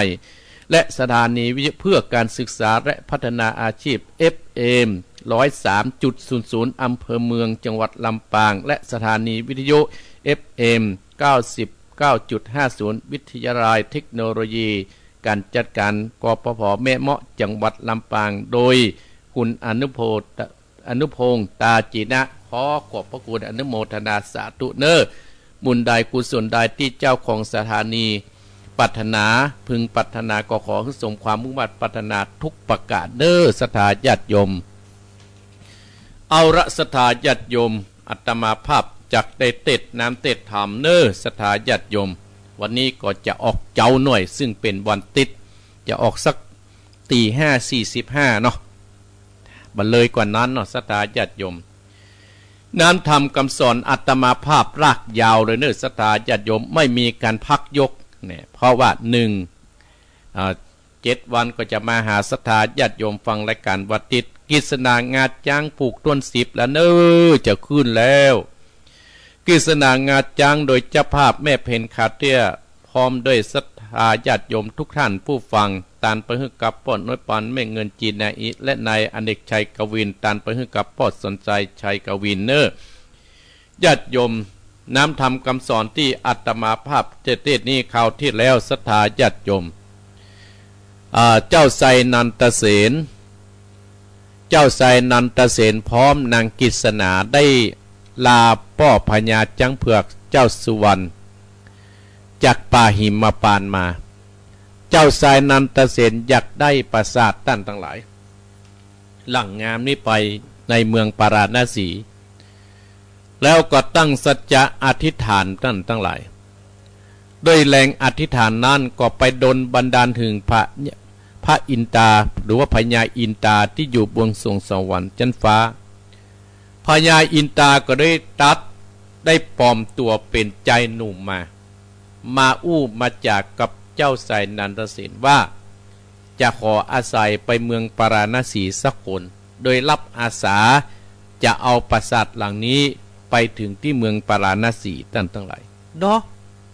เนี่ยคนเฮามันบุญตั้นทั้งหลายตกน้ำอะไรตกไฟบ่ไหม้อยากได้อะไรอย่างก็ได้อย่างนั้นเพราะว่าบุญกุศลที่ได้สร้างไว้จัดปางก่อนตั้นทั้งหลายพญาอินตานั้นตั้นทั้งหลายได้กำปราสาทมาแล้วเอาสองคนนั้นนั่งในปราสาทพดไปเมืองสาวัตถีเนาะตั้นทั้งหลายเนาะพญาอินตาก็เลยเอานางกิษณาพร้อมกับเจ้าไซนันทเสนไปแวะที่แม่ไม้สุรกันธาซึ่งเป็นแม่ของนางกิษณาที่กระท่อมน้อยที่หั่นเหาะบนฟ้าตั้นตั้งหลายคนตั้งหลายที่เตียวไปเตียวมานั่นหันโคนว่าโอ้อันนั้นดาวแหงล่ออันนั้นมันเกิดอะไรอย่างขึ้นบ้านเมืองจะเดือดร้อนกันตั้งวิพากษ์วิจารณ์กันต่างๆนะหันปราสาทลอยบนฟ้าลอยอยู่บนเพราะว่าพญาอินตาเพิ่นได้กำเหาะไปม้าก็เหาะตะโกนไปตั้งหลายไปแล้วไปแวะที่บ้านของแม่ของนางกิษณาที่หั่นว่าไปแวะที่บ้านของนางกิษณาแม่ของเปิ้นแล้วเขาน่ะฮู้ว่าเข้าไปกราบแม่ไม้ถึงสองคนอันนี้คือแม่ของนางกิษณาเนิบบอกคือเจ้าไซนันทเสนเจ้าไซนันทเสนฮู้ว่าเป็นแม่ของกิษณาก็เข้าไปกราบแม่เปิ้นเรียบร้อยตั้นทั้งหลายอีพ่ออีแม่พี่น้องศรัทธาญาติโยมทั้งหลายพญาอินตาก็เลยเอาเสกเงินเสกคำเสกทรัพย์สมบัติฮื้อนางแม่ม่านั้นเพื่อไปใจหนี้ที่เคยเป็นหนี้เป็นสินแล้วก็แปลงบ้านแปลงจองอยู่ฮื้อแม่ของนางกิษณาจัดงามพญาอินตาก็เลยเอาน้ำวิเศษจากน้ำต้นมาหดมาหล่อแม่ไม้ตัวนั้นเกิดเป็นสาวงามพี่ลี่นะท่านทั้งหลายอายุมา15-16เนาะที่แรกเท่าด้วยน้ำมนต์วิเศษน้ำต้นวิเศษของพญาอินตาทำให้แม่ของนางกิษณาเป็นสาวที่มีจากเท่าและเป็นหนุ่มเป็นสาวขึ้นมาด้วยน้ำต้นน้ำวิเศษในน้ำต้นท่านไปดีค่อยได้สักกลับเนาะจะมาหดคนเท่าขึ้นสีขาวนะขึ้นเป็นงามพี่ลี่พะเลาะ เอาไปหดตะเปิงฝางวะเนาะหดตะเมืองฝังหดตังไม่หยวกพ่องเพื่อหายเจ็บหัวเข่าเพื่อเปลี่ยนสาวพิลี่พะล่อหดตังปุ่นเวียงเป้าให้พ่องเนี่ยมันจะได้มันรวมกันหรอประเดี๋ยวไปไหนอยากเพราะเจ็บหัวเข่าเนี่ยนะเรียบร้อยตั้นตั้งหลายก็ได้ปากันเหาะขึ้นบนฟ้าต่อเพื่อจะไปเมืองปาราณสีตั้นตั้งหลายไปถึงที่เมืองปาราณสียังบอกเข้าเมืองเตื้อพญาอินตาก็เลยไปบอกคือเจ้าเมืองปาราณสีคือพระเจ้าพรหมทัตบอกว่าเดี๋ยวลูกของท่านมาอยู่นอกเมืองแล้วเนอะอีพ่ออีแม่พี่น้องศรัทธาต้านผู้ฟังตั้งหลายเมื่อเขานั้นรู้ว่าเป็นเจ้าไซนันทเสนได้เมียมาแล้วคือนางกิษณาป้ากันไปแห่แหนเต้นแต้กันตั้งหลายเจ้าไซนันทเสนกับนางกิษณาก็ขึ้นสกีจ้างมงคลไปในเมืองปาราณสีได้สลองสมรสกันตัดติหันทำเรื่องกิษณางาจ้างผูกท่วนเก้าจบกับตัดติหันวันนี้อาตมาภาพก็จะได้มาสนองศรัทธาญาติโยมต้านผู้ฟังทั้งหลายบรรดาพ่ออุ้ยแม่อุ้ยพ่อออกแม่ออกพี่น้องศรัทธาต้านผู้ฟังทั้งหลายว่านางกิษณากับเจ้าไซนันทเสนนั้นจะเอาปราสาทไปตั้งไว้ที่ไหน พญาอินตาจะเงียอย่างใดแหมแม่ของนางกิษณาที่อยู่ที่บ้านพุ่นน่ะเมืองสาวัตถีจะได้มาอยู่ด้วยกันก็ตามมาภาพก็สามารถที่จะตอบ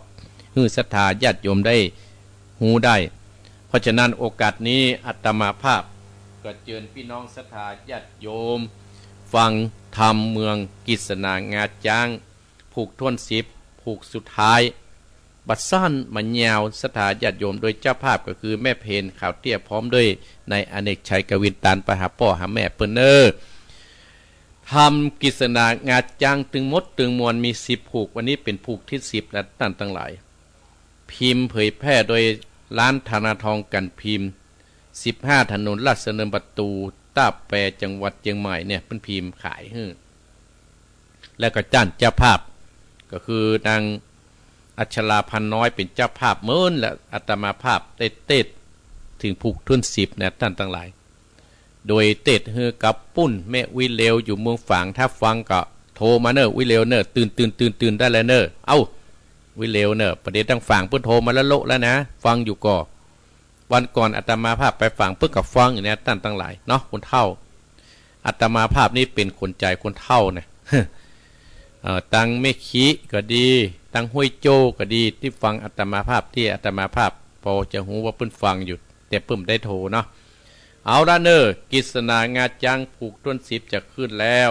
เจิญพี่น้องศรัทธาได้สดับรับฟังณบัดนี้เนอพ่ออาจารย์รัตนันธรรมได้ นะโมตัสสะภะคะวะโตอะระหะโตสัมมาสัมพุทธัสสะลำดับธรรมเทศนามาถึงกิษณางาจังผูกต้น10สุดซอยลำดับธรรมเทศนาถึงนอโพธิสัตว์เจ้าขึ้นเมืองลุ่งเรืองละไวลำยิ่งนิดใจยังไปแจ้งพระจริงแสงติสัตนาวาภิกขเวดุลาภิกขุตั้งไหลอันเป็นไสอันนิยาจาตในกาลนั้นเล่าอันว่าคนต่างหลายมวลโมอันปาการโหดร้องเสียงสาดตุการเสียงเนื่องนานเดือดกันสาวปางเมื่อเจ้าเข้าสู่เมืองคนต่างหลายก็ปาการนะตื่นเต้นโอดร้องกันเดือดกันสาวบางพ้องก็มากดเก่งพาปุจจาบางพ้องก็หาพระลาเข้าตอกดอกไม้ลำเตียนมาวงเวียนมาตาวายตอดเพื่อปุจจาเจ้ายอดมุนีต้นองค์สีหนอดเนากับปราสาทแก้วงามดีก็มาถึงมุลีใหญ่กว้างคงก็แก้วเวียงใจปัจจาอินตาติลาดกอบมากะนิ่งในใจเวียงนี้เป็นอันยออันแคบปากวันแก่เจ้าตั้งสองจริงเนลมิตรอันเมืองใหญ่จากเมืองปาตานาสีที่เป็นที่ลุ่มก็ฮือเปียงสะอาดเป็นที่อยู่เจ้าตั้งสองปางเมื่อเอาปราสาทย่างใหญ่ที่อันองค์สีนอดจันก็อยู่สวัสดีก็มาเนลมิตรเป็นเมืองปราสาทฮืองามสะอาดเสมอกันว่าได้ปันหลังเนตรนั้นบ่เต้าแต่นั้นกอดนี้ละมิตรตอนมากหนักถึงกำแปงเวงแก้วอันงามเลิศแล้วต่อตาจริงปัญญาพมมาตาติลาดกับนางสุกันตาเทวีผู้เป็นแม่เจ้านันตะเสนแล้วปัญญาอินตาเจ้าฟ้าก็ไปนำเอานาง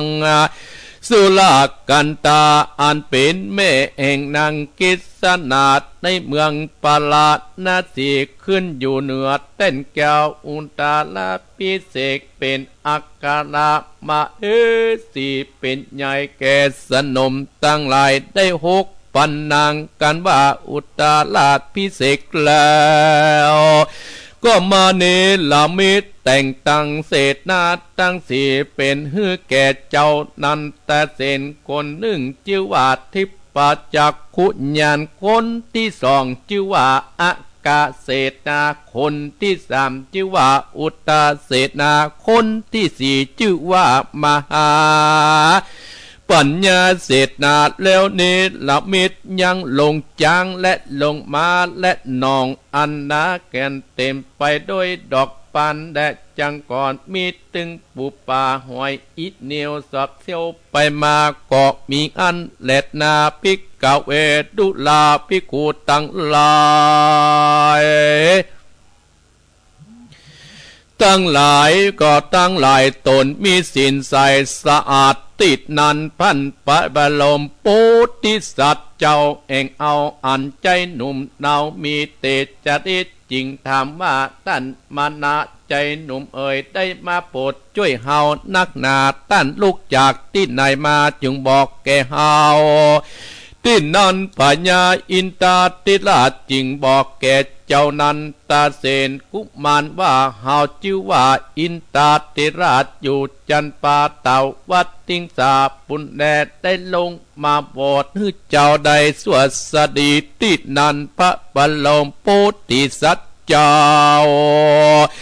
กับนางหนอดเนากิษนากับปัญญาพมมาตาติราชและนางสุรากันตาก็ปากันมากับไปซึ่งตนเต่าตายชื่ออินตาติราชอันมีบุญมากนักหนายินดีสักโกติวะราชาติ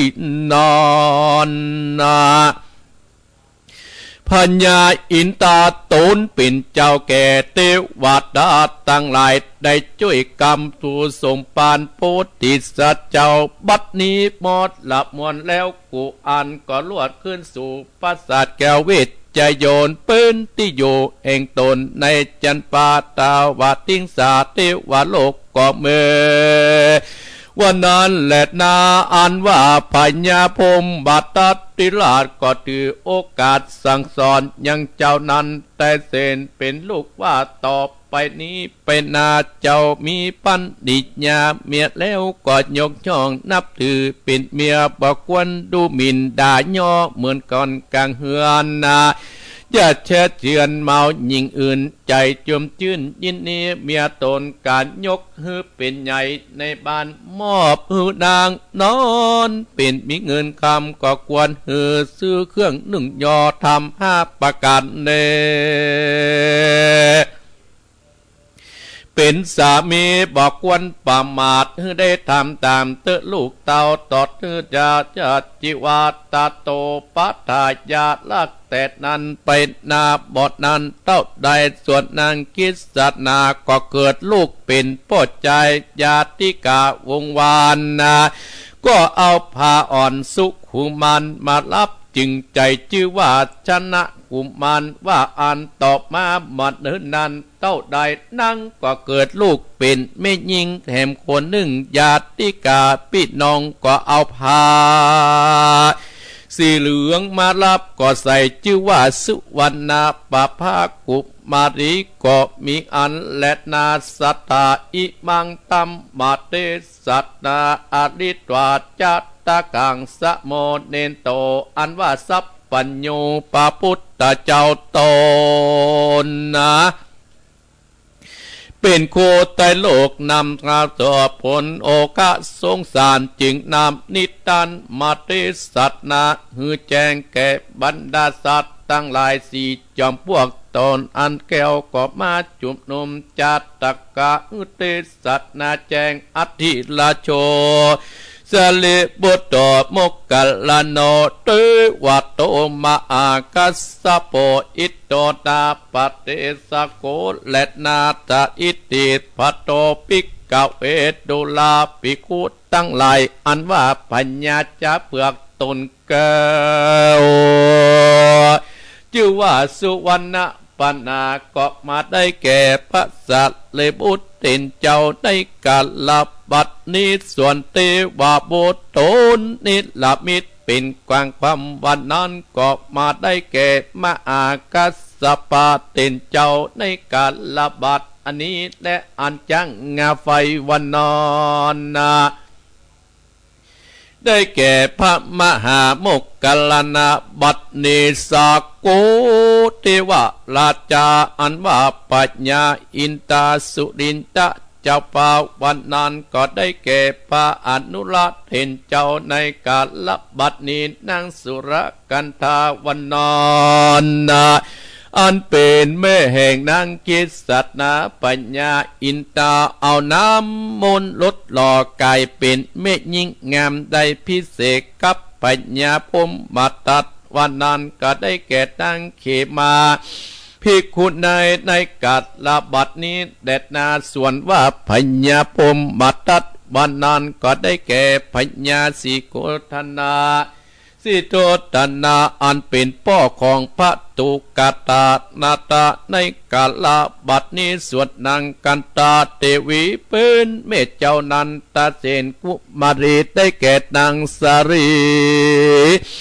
มหามัญญาในกาลบัดนี้สุปันดาเศตาวันนั้นได้แก่พระอนันตาเตนเจ้ากาลบัดนี้ส่วนมาสินตุวราชวันนั้นได้แก่เจ้านันตาเสนหากมาได้แก่เจ้านันตาเสนเตระในกาลบัดนี้ส่วนว่าสุวรรณากุมารวันนั้นก็ได้แก่ละหูเทนในกาลบัดนี้เจ้าสุวรรณาปภาวันนั้นได้แก่นางยาโสธารางามแง่เป็นเมตเจ้าลาหูเต็นในกาละบัดเนก็ขอ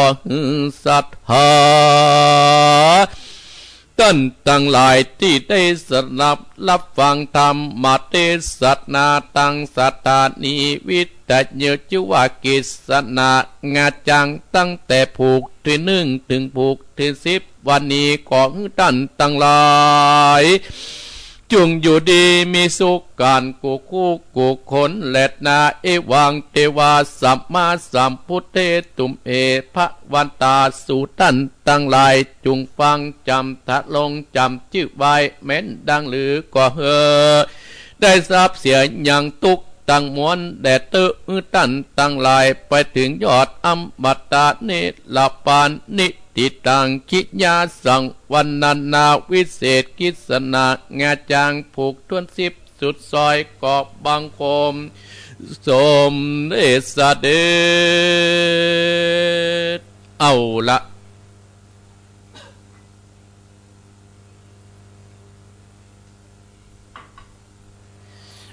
ศรัทธาญาติโยมทั้งหลายอาตมาภาพได้เตะทำผูกสุดท้ายและศรัทธาญาติโยมขออนุโมทนากับโยมพัฒนานพิจิตรไพศาลฟังอยู่เนอโยมพัฒนานอนุโมทนากับโยมปัจจตังสาธุครับมนดีท่านพระครูหลักไปเขียนอนุโมทนากับเนอเจ้าภาพทำด้วยนะครับอยู่บ้านตาลพุ่นโดกระใจปีกไหมเนอฝนตกนะทางนี้นะน้ำย้อยจะโหลดลำหูปิกไมเนอร์ก็ได้จะไปเวียงแล้วนะ ละศรัทธาญาติโยมไปว่าไปเนาะก่อนนโมทนาขึ้นลอยยมย่อยเนี่ยปัจจตังนะนำทำคำสอนที่อาตมาภาพเต็ดอยู่ว่ากิสนางาจางผูกสุดท้ายผูกท้น10อนุโมทนากับท่านเจ้าภาพก็คือพ่อแม่เพนข่าวเตี้ยอุทิศส่งกุศลให้กับปอดน้อยปันแม่เงินจินาอิและนายอเนกชัยกวินอุทิศส่งกุศลให้กับปอดสนใจชัยกวินขอเป็นบุญเป็นกุศลกำจุอุนุนยกย้ายอย่างปอดน้อยปันแม่เงินเพื่อสูตรที่ดีเนี่ยกับปอดสนใจเนอะเมื่อปอดสนใจหรือว่าปอดน้อยปันแม่เงินได้รับได้บุญกุศลแล้วขอบุญกุศลนั้นกำจุอุนุนตั้นเจ้าภาพแม่เพนขัดเตียพร้อมในอเนกชัยกวินต่อไปและท่านทั้งหลายนำทำคำสอนนี้เจ้านันตเสนหลังจากนั้นได้ออกจากป่าออกจากดอยมาแล้วท่านทั้งหลาย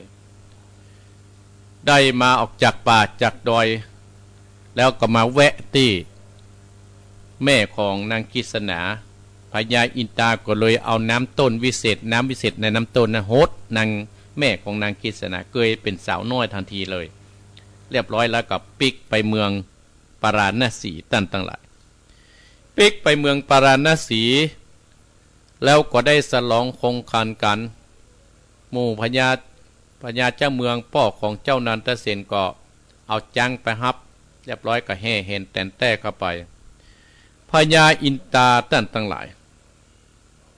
ได้ว่าโอ้ปราสาทเมืองเนี้ยมันแคบเมืองปาราณสีมันแคบก็เลยเสกเมืองมันกว้างที่อันใดที่เป็นลุ่มที่มันเลิกที่มันเป็นลุ่มนั่นก็เสกให้มันเป็นที่เปียงหมดเลยอปราสาทวิเศษนะกิษณานั้นงาจ้างนะไปวางไว้เบ็ดที่งามอลัมตาตั้นทั้งหลายนางเจ้าชายนันทเสนท่านทั้งหลายได้อภิเษกสมรสเรียบร้อยแล้วเรียบร้อยเจ้าชายนันทเสนก็ไปถามว่าโอ้ท่านนั้นเป็นคนที่ไหนถึงมาช่วยข้าถึงขนาดนี้ต่างๆนานาพญาอินทรีที่ปอมเป็นป้อใจนั้นก็จะบอกว่าโอ้เฮาเนี่ยเป็นพญาอินเตียอยู่ในสวรรค์ชั้นฟ้าปุ่นเนอได้มาช่วยท่านเนี่ยด้วยบุญกุศลที่จัดปางก่อนที่เขาได้ทำร่วมกันมาท่านนั้นเป็นผู้ที่มีบุญเนอต่างๆนานาท่านทั้งหลายเมื่อเรียบร้อยแล้วพญาอินตานั้นก็ได้ไปอาฮับเอานางสุรกันธาแม่ของนางกิษณามาปิกมาที่เมืองปาราณสีแล้วก็อภิเษกฮือกับนางนั้นได้เป็นสนมเอกอยู่ในเมืองปาราณสีฮือย่อยกว่าสนมตั้งหลายกันเรียบร้อยแล้วตั้นทั้งหลายมงคลสมรสเรียบร้อยแล้วพญาพรหมบัตรทัดเปิ้นก็ได้มาสอนลูกเปิ้นว่าตั้งแต่นี้เป็นต้นไปนะให้ลูกนะอยู่มีเมียเดียวให้มีศีลมีธรรมอย่างอันอีสอนกูสิ่งกูอย่างจนอยู่นำสำราญกันเรียบร้อยสลองกันเรียบร้อยอีพ่ออีแม่พี่น้องศรัทธาญาติโยมร้อยปันหัวเมืองตั้งหลายกอบมากับคารวะเจ้าชายนันเสนกับนางกิษณาที่เป็นพญาตัตติหันเมืองนั้นก็อุดมสมบูรณ์ไปด้วยคนศีลคนธรรมนางกิษณากับเจ้านันทเสนกระจายหลักธรรมที่อาตมาภาพได้คือสังฆะวัตถุยึดเหนี่ยวน้ำจิตน้ำใจกันจนอยู่ตลอดรอดฝั่งตั้นทั้งหลายยึดเหนี่ยวน้ำจิตน้ำใจด้วยหลักธรรมที่เพื่อนได้เอาไว้ที่องค์พระสัมมาสัมพุทธเจ้าได้ตัดเทศนาคือเจ้าชายนันทเสนคือกับนางกิษณาอยู่ด้วยกันซึ่งเจ้าชายนันทเสนนั้นก็เป็นคนที่มีบุญใหญ่ท่านทั้งหลายได้เป็นองค์พระสัมมาสัมพุทธเจ้าหานั้นมาต่อถึงปัจจุบันที่นี่หลักธรรมที่เขายึดนั่นก็คือตานคือการปั่นสิ่งกันและกันสองใจปิยวจาอู้กันโดยการอัตถจริยาโดยการประพฤติตนให้เป็นประโยชน์ต่อกันสมณตาคือการวางตนให้เหมาะสมกับตนที่ได้เป็นที่เป็นได้วางไว้สองคนผัวเมียน่ะก็อยู่ด้วยกันอิ่มนำสำราญจนเสี่ยงอายุไขท่านทั้งหลายอีพ่ออีแม่พี่น้องศรัทธาญาติโยมอยู่ด้วยกันได้เจ้าชายนันทเสนกับหญิงแม่เจ้าเมืองแม่เบหิสีคือนางกิษณานั่นก็ได้เกิดลูกออกมาได้เกิดลูกออกมาท่านทั้งหลายเกิดลูกคนแรกก็เป็นป้อใจเกิดลูกคนที่สองก็เป็นไม่ยิงเตี้ยตมาภาพเตดปัตกี้นั่นนะเกิดมาลูกคนแรกนั้นเป็นป้อใจเจ้าชายนันทเสนกับนางกิษณานั้นก็ได้ใช้ชื่อว่าสนะกุมารอยู่มาเหมือนเนินมานานก็เกิดลูกเป็นไม่ยิงเพิ่นได้ลูกถึงไม่ยิงป้อใจเลยชื่อว่าสุวรรณประภากุมารเนี่ยใส่ชื่อเปิ้นอยู่ด้วยกันเสี่ยงจนอายุขัยท่านทั้งหลายเทวดาก็เรื่องไผอิงก็ยังมาแล้วใจได้ก็เลยเสกคือมีทหารรักษาถึง4เหล่ารักษาเสกลงจังเสกลงแม้เสกหนองน้ำฮื้อกับนางกิษณาฮื้อดูงามปิ่นกว่าที่อื่นเหมือนได้เกิดได้สร้างนะโดยใช้วิธีเสกกูอย่างท่านทั้งหลายอีพ่ออีแม่พี่น้องศรัทธาญาติโยมบรรดาพ่ออุ้ยแม่อุ้ยบ่ออกไม่ออกตัวละครก็มีพญาจังเผือกคือเจ้าสุวรรณปัญหาชื่อนั่นที่ว่าจังสุวรรณพญาจังเผือกที่อยู่ในป่าหิมบานที่เป็นป้อของนางกิษณานั้นก็ได้แก่พระมหาสารีบุตรท่านทั้งหลายที่กวางคามที่ ปาเขาไปเจ้านันตเสนแต่นั่นก็คือเป็นพระมหากัสสปะตัวละครเป็นนะเนี่ยจ้างงาไฟที่อยู่ในป่าหิมพานต์นั่นคือพระมหาโมกขรัตน์ที่เป็นหัวหน้าจ้างที่ป้อพญาจังเผือกมอบงานงานตอนที่พญาจังเผือกเจ้าสุวรรณออกไปในเมืองโคนน่ะมอบให้จ้างงาไฟนั้นชื่อเป็นพระมหาโมกขรัตน์พญาอินตาที่ได้มาช่วยเขาถึงสองคนนั่นก็คือพระอนุรุทธะนางสุรธากันธามก็คือนางเขมารีที่และพระพรหมทัตก็คือพระเจ้าสุโธทนะนางสุกันธาเทวีก็คือนางสิริมหามัญญาและเจ้าสุพรรณธนเสนที่เป็นหมอดูนั่นก็คือพระอนันตะสุวรรณกุมารและราหูก็คือ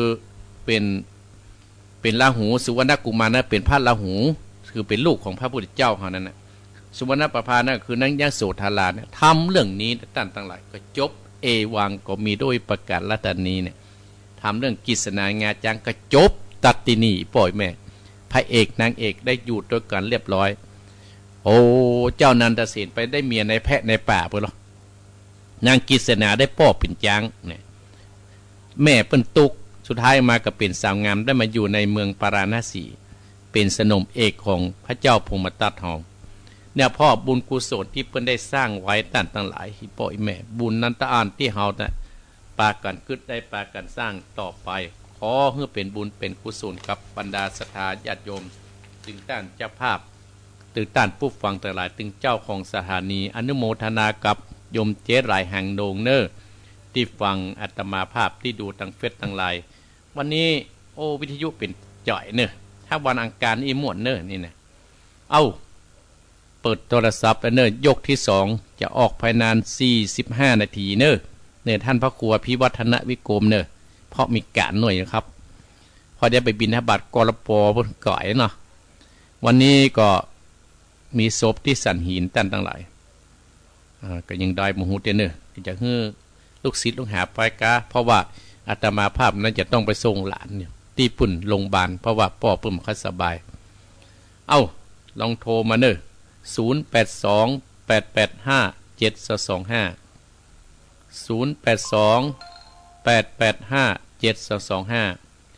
ส่วนเบอร์ส่วนตัวนั่นก็หลังไมค์เนี่ยก็ได้ก็บอกโอ้ตะกี้ไปแล้วครับเนาะหลายสายเอ้าเปิดโอกาสให้โทรเต็มที่เนอะว่าจะได้ภายที่ฟังรายการวางกันก็โทรมาบอกได้เนอะสายที่1จะเป็นคนที่ไหนเนาะไอ้เจ้านี่ปุ้นเม็ดจันทร์สมปุ้นหลังกัดไม่อายปุ่นตั้งหลายเอาพี่น้องฟังว่าจะได้เอาโทรมาเลยเอา0828857225เอา740เอาเจริญปอนครับก็ไว้สักครับ โอ้พ่อบุญธรรมเห็นแล้ว7 วันแล้วก็เอาเสียงมาเอากันให้ชั่วโมงเนาะน่าแกวันนี้ปาดังได้วันนี้ก็คงจะไปเก็บลำไยสักวัน2 วันก่อนโอ้ลำไยขายดีก็ดีอยู่ครับเช้าบาทครับดีละเนอะร่ำรวยลำไยเนอะครับบุญรักษาเนอะน้ำวิเศษเนอะก็อยู่เถอะเนอะวันหน้าพบตัวจะเอาโหดนะน่ะเอาโหดเลยนะเอาโหดเลยนะเอาโหดเลยนะครับยินดีนะปอเนอร์ครับสบายดีเนาะท่านเนาะเจริญปอเนอร์ครับก็ไว้สักครับก็บุญทมปงน้องโยมเม็ดต้อยจอมตองเนอะเนี่ยออกรายการอยู่เจริญปอนอยู่ที่ไหนเจริญปอนอยู่ที่ไหนฮะลีอ๋อเม็ดทองอ่ะเนี่ยอ๋อเม็ดทองลีเม็ดทองลีอ๋อเสียงมันกล้วยไปไหนเม็ดทองฟังแต่เจ้ามาเนาะมันฟ้องท่านนี้ขึ้นยินดีนะเม็ดทองเนอขอบคุณท่านพระครูยินดีมีจุกเด้อขอบคุณอนุโมทนาสาธุเจริญปอนเจริญปอนเม็ดทองลีฮะจักใส่เหนือภาษาใต้เจริญปอนภาษาเจ้าท่านพระครูแม่เพนมาใส่กลางขอบคุณท่านพระครูเด้อชัดเจนในบรรยากาศท่านพระครูเด้อยินดีเนอ เจ้าว่าเจ้า บุญรักษาเจริญปอน ไว้ขาครับ หั่นอันนี้น้องเบี้ยวเนี่ย ครับ น้องเบี้ยวฟังอยู่ไหน วันนั้นอ๋อวันนี้อยู่บ้านครับ อยู่หอครับ ฝนตกก็ บัตรโต๊ะครับ แต่ว่าวันนั้นเจอไอ้นี่กว่าพระครูไปแอวบ้านที่ว่า แม่นนั้นพระครูไปแอวบ้านอันตาบัสบายด้วยอย่างนี้ก็ ป้อเพิ่นมาสบายกะ แล้วก็อันพระครูไปแอวบ้านอย่างเพิ่นว่าอย่าง แม่นนะกะ ครับจะได้คือกำลังใจพระครูเด้อ ขอบคุณเนอ ไอ้นี่เป็นจ้างผมทุกวันเลยนะ อ๋อ ว่าไอ้เดียววันนี้ครับเดี๋ยวเอาฟังอาจารย์พระครูอยู่นะ ยินดีเนอไอเบลเนอ ได้ครับผม เจริญปอนไอเบลผู้พิการทางสายตาต่างๆแล้วโอ้วันนี้ม่วน เอ้าโทรมา0828857225เอ้าเจริญปอน เจ้าแต่เจ้าท่านครู แม่เหลว เจ้าฟังแต่เจ้าแล้วเจ้าก็ต่างฟ้องไปแกดมาฟ้องรอบสองแต่ แม่ เจ้า เหลวคงเปล่าโอ้หมื่นแล้วเนอหมื่นแล้วมหารได้ยินนะ เจ้า ยินดีไม่เหลวเนอ เจ้า จะเลิน ข้าขอข้าสบายไปแป่หงยาแป่หัวคอเจ้าเลยแบบได้ฟัง บุญรักษาเนอ เจ้าแถบตู้เจ้าท่านพระครู จะเลินปอนแม่เหลวห่วงเปาจอมตองเม็ดต้อยแม่พองสีเม็ดต้อย ตั้งจอมตองเหมือนกันนะ ก็หมูจักกันแต่หันตั้งเพิ่นโทรเข้ามานี่เลยอนุโมทนาสาธุเนอะวิไลแสนสีวิไลแสนสีเจ๊หลายวิไลแสนสีอยู่ที่หน้าหมูเนอะโยมแม่จีรพันธ์อนุโมทนาสาธุเนอะแม่จีรพันธ์เจริญปอน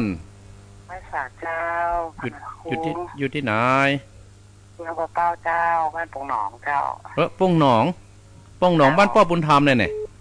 เจ้า ชื่อหยังแม่ ปงธรรมไม่นิดเจ้า แม่นิดกะ เจ้า แม่นิดติดตามตลอดนะแม่นิดเนาะ เจ้าฟังตลอดเจ้าทุกตนทุกองค์เลยเจ้า ขอบุญรักษาแม่นิดเนอะ เจ้าเพื่อกำลังใจเลยเจ้า เจริญปอนแม่นิดปงหนองเจริญปอนได้ยินแล้วเสียงไกลมาแล้วฮั่น นั้น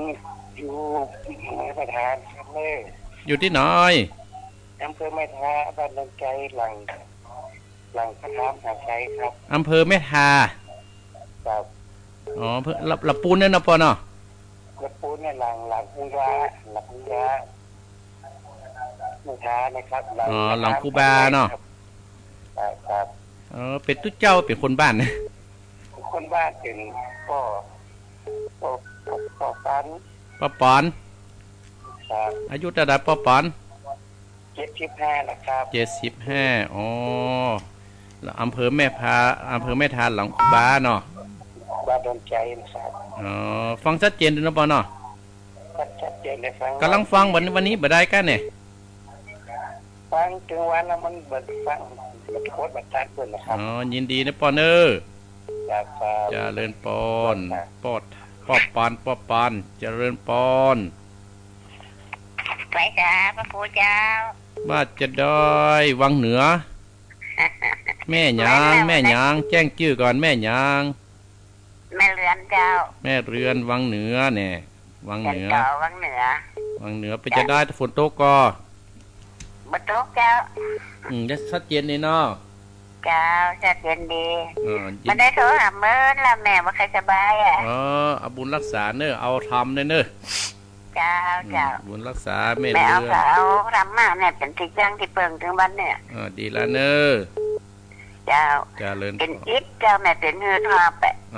บุญรักษาเนอะ เจ้าเป็นนี้ก็ได้นั่นน้ำทิพย์นั่นนะ หน้ากะมาฮดไม่เลือนสักกำเนาไม่เฮือนสักกำเนาเจริญปอน ติดแล้วก็จะติดได้ อันนี้แม่จะลุ้นกันเนี่ย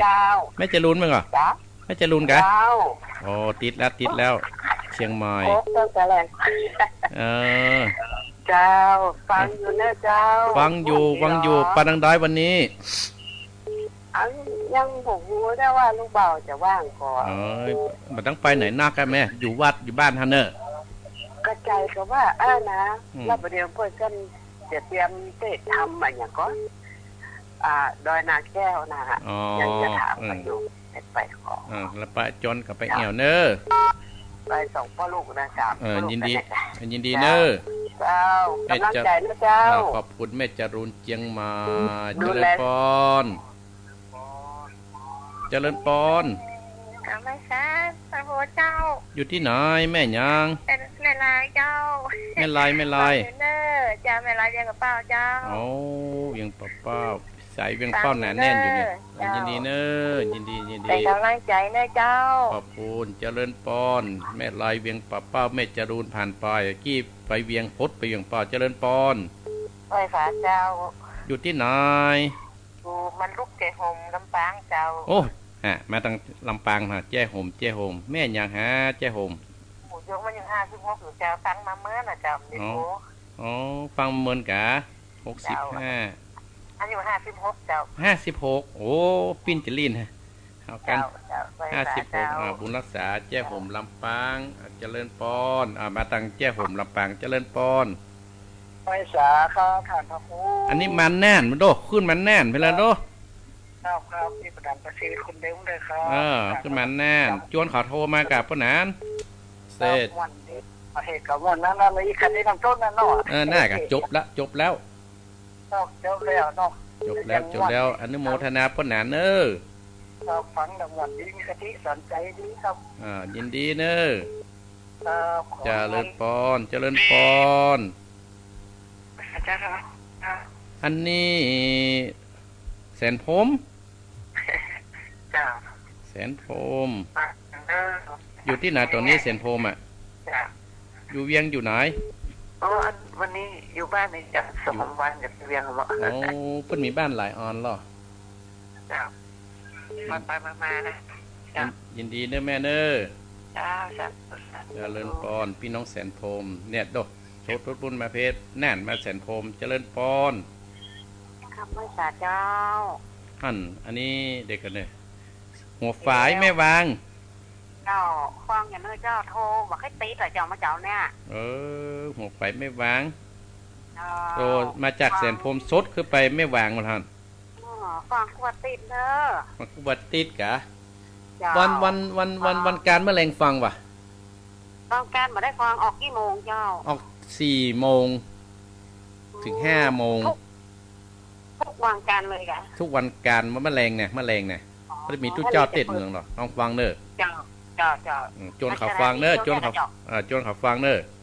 สถานีเดียวเนี่ยกะ สถานีเนี้ยเนอ อ๋อเจ้า ยินดีเนอ เจ้ากับไหว้สาเจ้า เจริญปอนหันโดไปพวกเวียงป่าเป้าพดมาลีเหรอพดมาลีแล้วก็พดมาสีเตี้ยเหรอพดสีเตี้ยพดไปเจียงใหม่เหรอน้องเบลปิกมาเพแล้วห่วงเปล่าไม่เหลวจอมตองพดไปป่งหนองกับแม่นิดเนี่ยปิกไปพวกหลังคูบาป้อปันอายุ75พดมาลำปางแม่เฮือนเนี่ยปิกมาหาแม่จรูนเพโด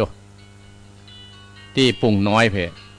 แล้วก็มาแม่ลอยเวียงป่าเป้าแล้วมาแจ้ห่มเห็นเนาะเดี๋ยวไปปันแน่นแล้วก็มาแสนโทมแล้วก็พดไม่วางอันนี้ปิดไม่วางเลยปิดที่หน่อยหมดเด้อเอาเจริญปอน ครับไหว้สาครับพระครู อันนี้เวียงโปดฝางหมดเลยฮะ ครับบุญบุญฝ่ายมโลกรเสาหินฝางครับ โอ้ปนน้อยโดพดฝางแต่เจ้ายังมาโทรอ่ะปนน้อย โอ้มันเป็นเจ้ามันเป็นการเปิ้ล เดี๋ยวว่าอันรับลูกขวายครับตื่นแต่เช้าไหว้พระตัวทำเข้าพระครูอยู่รู้ อ๋อยินดีเนี่ยแล้วก็ฟังและกันวันกันเนอ ครับผม บุญรักษาปนน้อยบุญปานเนอพี่น้องฝาง ตามไหว้สาครับผม เจริญปอนโดมาฝางเลยปังนะเอ้าเจริญปอน เจ้ากับไหว้สาเจ้าท่านพระครู ท่านที่ไหนเนี่ย ต้องฝ่ายด้วยแดนเจ้า โอ้โดมาต้องฝ่ายโดนแดนไม่พีนไง เจ้าไม่ใส่พิน ไม่ใส่พีนอยู่กับผายตัวนี้ดอยแดน อยู่ก็ยายนะเจ้ายายเพิ่นฟังทันตลอดเนอะ ยายฟังตลอดเนาะ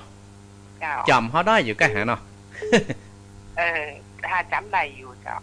ลองถามเพิ่นเด้อ เจ้าแมลงเพิ่นก็ฟังนะเจ้า อ๋อบอกแม่อุ้ยฟังเด้อไม่ใส่ผิดเด้อ เจ้า บุญรักษา เป็นกำลังใจนับปูเนอะ รักษาบุญรักษาเด้อ เจ้า เจริญพ เจ้าร จากเมืองฝางมาเพเนาะมาไม่ใส่พินบ้านดอยแดนเจริญปน บริษัทเจ้าท่าน อยู่ที่ไหน โดยเจ้า ฮั่นดอยเต้า เจ้า บ้านไหนอย่างดอยเต้า บ้านแสงสองบ้านน้ำท่วมมาเจ้า อ๋อแปลงสองโอ้ฟังบ่อยกับแปลงสอง ฟังถ้าท่านเทศที่เดิมฟังแต่บ่ได้โทรมาแต่ท่านไหนเกลือท่านถ้าจะจำมาได้จ้ะเพราะว่าเบอร์ยังอยู่ในโทรศัพท์จ้ะ อ๋อแม่อยู่แปลงสองเอ๊ะ เจ้า อ๋ออายุได้ไรแม่ 60 ปลายแล้วเจ้า 60 ปลายเนาะอันนั้นจะมาจวนเขาฟังเนี่ยเขาฟังกันก่อน เจ้าคนเฒ่าก็กับฟังกันแต่ทางด้านนอกบ้านนาเพิ่นก็ฟังแต่เพิ่นบ่ค่อยโทรนะเนาะท่านเนาะ แม่เป็นญาติกันที่ไหน แม่อยู่ก็ให้กระสวนเจ้า โอ้ยินดีบุญรักษาแม่เนอะ เจ้าสาธุกับบริษัทนะคะ เจริญปอนยี่กะโดยเต่ายังโทรมาได้เก้ปัจจตังอยู่บ้านตานนะบ้านตานนั่นนะตำบลบ้านตานอันนี้แปลงสองโดยเต่าซ้ำก่อยแล้วเก่าด้วย เสียงไปก่อยแล้วเนี่ยอ้าวห้ามกามาที่ไหนอ้าวเจริญปอน โอ้อันนี้อุบาสกอยู่ไหน ว่าบุญมีน้ำตา โอ้ปอบุญมีสดมาเพเมืองแก่งมันเหรอว่าบุญมี ครับผมโลกแล้วโลกก็ได้ ฝนตกเหมือนกันแต่คืนน่ะ อ๋อครับ ฝนตกเหมือนกันแต่ป้านั่งได้วันนี้ โอ้เพื่อนเรื่องจริงยังไง อ๋อบุญรักษาปอบุญมีเนอะ ครับฟังท่านรักเด่นเลย ยินดีเอ้าวันนี้ปิดท่าอาจเจริญปอนสุดโดยเต่าจากโดยแดนหลับปูนไปโดยเต่ามาเพเมืองก่างจอมตองเอาแล้วเนอะสักแฮมสองสายสุดท้าย0828857225เอาสายแรกเจริญปอนอยู่ที่ไหน อยู่ตำบลดงดำนี่อำเภอลีจังหวัดลำพูนเจ้า โอ้ปงต ตำบลดงดำจ้ะ ำตำบลดงดำเป็นไงแม่ เจ้าอำเภอลีจ้ะ เอาลีดงดำลีโอ้ไปตะปูนหันแม่ฟังบ่อยก็ ฟังกุฏิเจ้าฟังตลอดกุศลกุองค์จ้ะ อ๋อชัดเจนดีเนาะแม่เนาะลีเนาะ รับเรียนดีเจ้า อ๋อ เป็นกำลังใจให้เลย บุญรักษาแม่เนอะ เจ้า อ้าวสายสุด จัดจ้ะ ท้ายเอ้าเจริญปอน บริษัทเจ้าท่าน นั่นอยู่ที่ไหนนะ แม่อยู่บ้านที่เจ้า ฮะ อยู่บ้านที่ บ้านที่บ้านปู่ปลานบ้านที่ บ้านกูปะลานโอ้แม่ฟังเมินไรกะ เจ้าฟังเหมือนฟังทุกอาทิตย์และต่างแต่ ฟังทุกอาทิตย์แม่ฟังแล้วเป็นสารจะได้อ๋อแม่ แม่ได้สาระดีจ้ะ แม่ชอบทำเมืองอย่างเงี้ยเนาะ เจ้าแม่ชอบ บ้านแม่อยู่บ้านกูปะลานอายุเท่าใด 65จ้ะ 65บุญรักษาแม่เนอ เจ้า สายสุดท้ายแค่นี้ก่อนนะแม่เนอ เจ้า จะเดินปอนเอ้าปิดก่อนว่าว่าสองสายสุดท้ายกับปิดแล้วนะบ่ต้องโทรแล้วเอาปิดแล้วเนอสถาญาติโยมเนาะปอบุญธรรมเวียงป่าป้าแม่ทองลีแม่เพนเวียงหนองร่องน้องเบี้ยวเจียงใหม่แม่เหลียวควงเปาจอมตองปงหนองเม่นนิดอำเภอแม่ทาป้าอุ้ยปานอายุ75แม่เรือนวังเหนือแม่จรูนเจียงใหม่แม่ไรเวียงป่าเป้าแจ้ห่มอายุ56ป้านันประเสริฐแล้วก็มาหาเซนพรมแล้วก็หัวไฟแม่แดงแล้วก็อำเภอฝังป้าน้อยบุญปานเนี่ยแล้วก็มาให้แม่ใส่พินโดยแดนฮดมาโดยเต่าแปลงสอง และก็พ่อบุญมีเมืองกลางกะลีเนี่ยและก็กูปรานอายุ65แม่กูปราน ขอบคุณศรัทธาญาติโยมเนี่ยที่โทรให้กำลังใจอาตมาภาพมาโดยตลอดขอบคุณอนุโมทนากับโยมที่ฟังที่ดูทางเฟซทางไลน์ด้วยเนาะตั้งแต่นี่เป็นต้นไปแม่จันเพนคำโพธาแม่จันเพนคำโพธายมศิลินทิพย์และโยมแวซายและก็โยมสุกัญญาแก้วสุยะ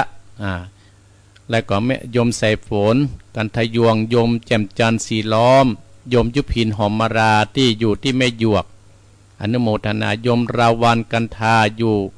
เจียงไฮ้โยมโสภาชัยกิแรโยมทองคำที่วงคำโยลปูนโยมจันทากองมูลโยมกัญญาที่วงคำเนี่ยแม่โยมดงรักโยมแม่ดงรักพี่ทองจาแม่ผงอุ่นบุญตันเอาอนุโมทนานี่แม่เนอและก็โยมเดือนไม่เดินเพนโยมพัฒนานพิจิตรไพศาลเจียงใหม่ขออนุโมทนาล่ำลอยเนอ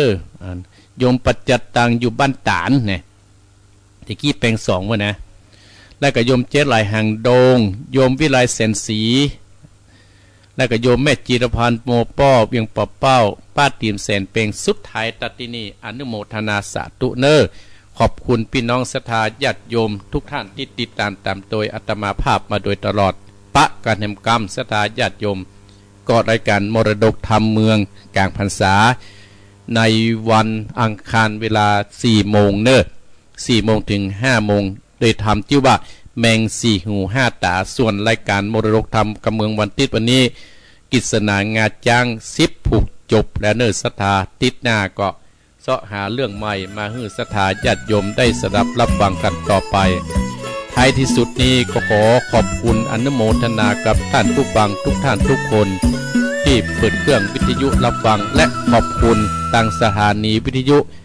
ทุกสถานีที่ได้เปิดในนาสถาญาติโยมเนาะ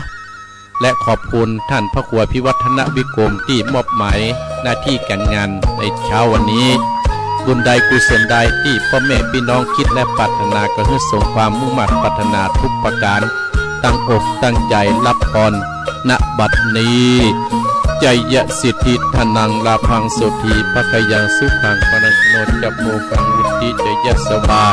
สตะมันทันจะชีวสิทธิทวันโตเตสปีติโยวิวัสสตุสัพพะโลโกยนัสสันตุมาเตมตรายโยสุขีติขายุโกทวันอภิวาทนะสีริสะนิจังอุตตาปัจจายโนจัตตารโอธรรมาวัฏันติอายุวันโนสุขังภะลัง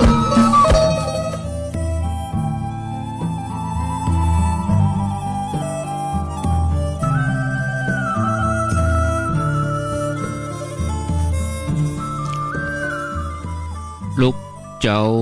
ตื่นตัวเจ้าบัวกับหันเยื่องนาพังพร้อมลุกควายบอดันหนตางกีดก้อมก้าตัวบอต้อมปุ่นอายจุงเก่งเข้าไว้อย่าไปฮือขวายต่อหน้าสบายจำไว้เน้อเจ้าจำไว้เน้อเจ้ารายการที่ญาติโยมได้รับฟังจบไปแล้วนั้นเป็นรายการมรดกธรรมพื้นเมืองดำเนินรายการโดยท่านพระครูวรธรรมนาถเจ้าอาวาสวัดหนองเหียงตำบลสันติสุขอำเภอดอยหล่อจังหวัดเชียงใหม่ขณะนี้เวลา5:53 นาทีกำเดียวแถมสักกำประมาณเวลา6 โมงญาติโยมจะได้ฟังรายการธรรมะจากยอดดอยดำเนินรายการโดยท่านพระอาจารย์วรรณชัยชยานันโทวัดพุทธศรีคีรีตำบลบ้านแปะอำเภอจอมทองจังหวัดเชียงใหม่เป็นประจำทุกวันอาทิตย์ช่วงเช้าเวลา6 โมงถึง 7 โมงก่อนที่จะได้หมดเวลาช่วง 6 โมงนี้สถานีบางแห่งเปิ้นก็รับสัญญาณถึงเวลา 6 โมง 104.50 นี่พ่องตั้งเมืองฝังปุ่นพ่องถ้าเป็น104นี่ก็จะเป็นรายการของหลวงพ่อท่านพระครูวิสิตรศิลาภรณ์วัดวังสิงห์คำแล้วก็เมืองฝางปุ่นก็เปิ้นจะสวดมนต์ทำบัดเจ้าช่วง 6 โมงในเครือข่ายขึ้นสีขาวก็รับฟังกันต่อเนื่องไปจนถึง 7 โมงก่อนที่จะได้เชื่อมสัญญาณไปที่รายการธรรมะจากยอดดอยท่านอาจารย์วรรณชัยนั่นเหลือเวลาแถม5 นาทีก็ขอใจเวลานี้ได้แจ้งประชาสัมพันธ์เชิญชวนศรัทธาญาติโยมทุกท่านเนื่องจากเข้าสู่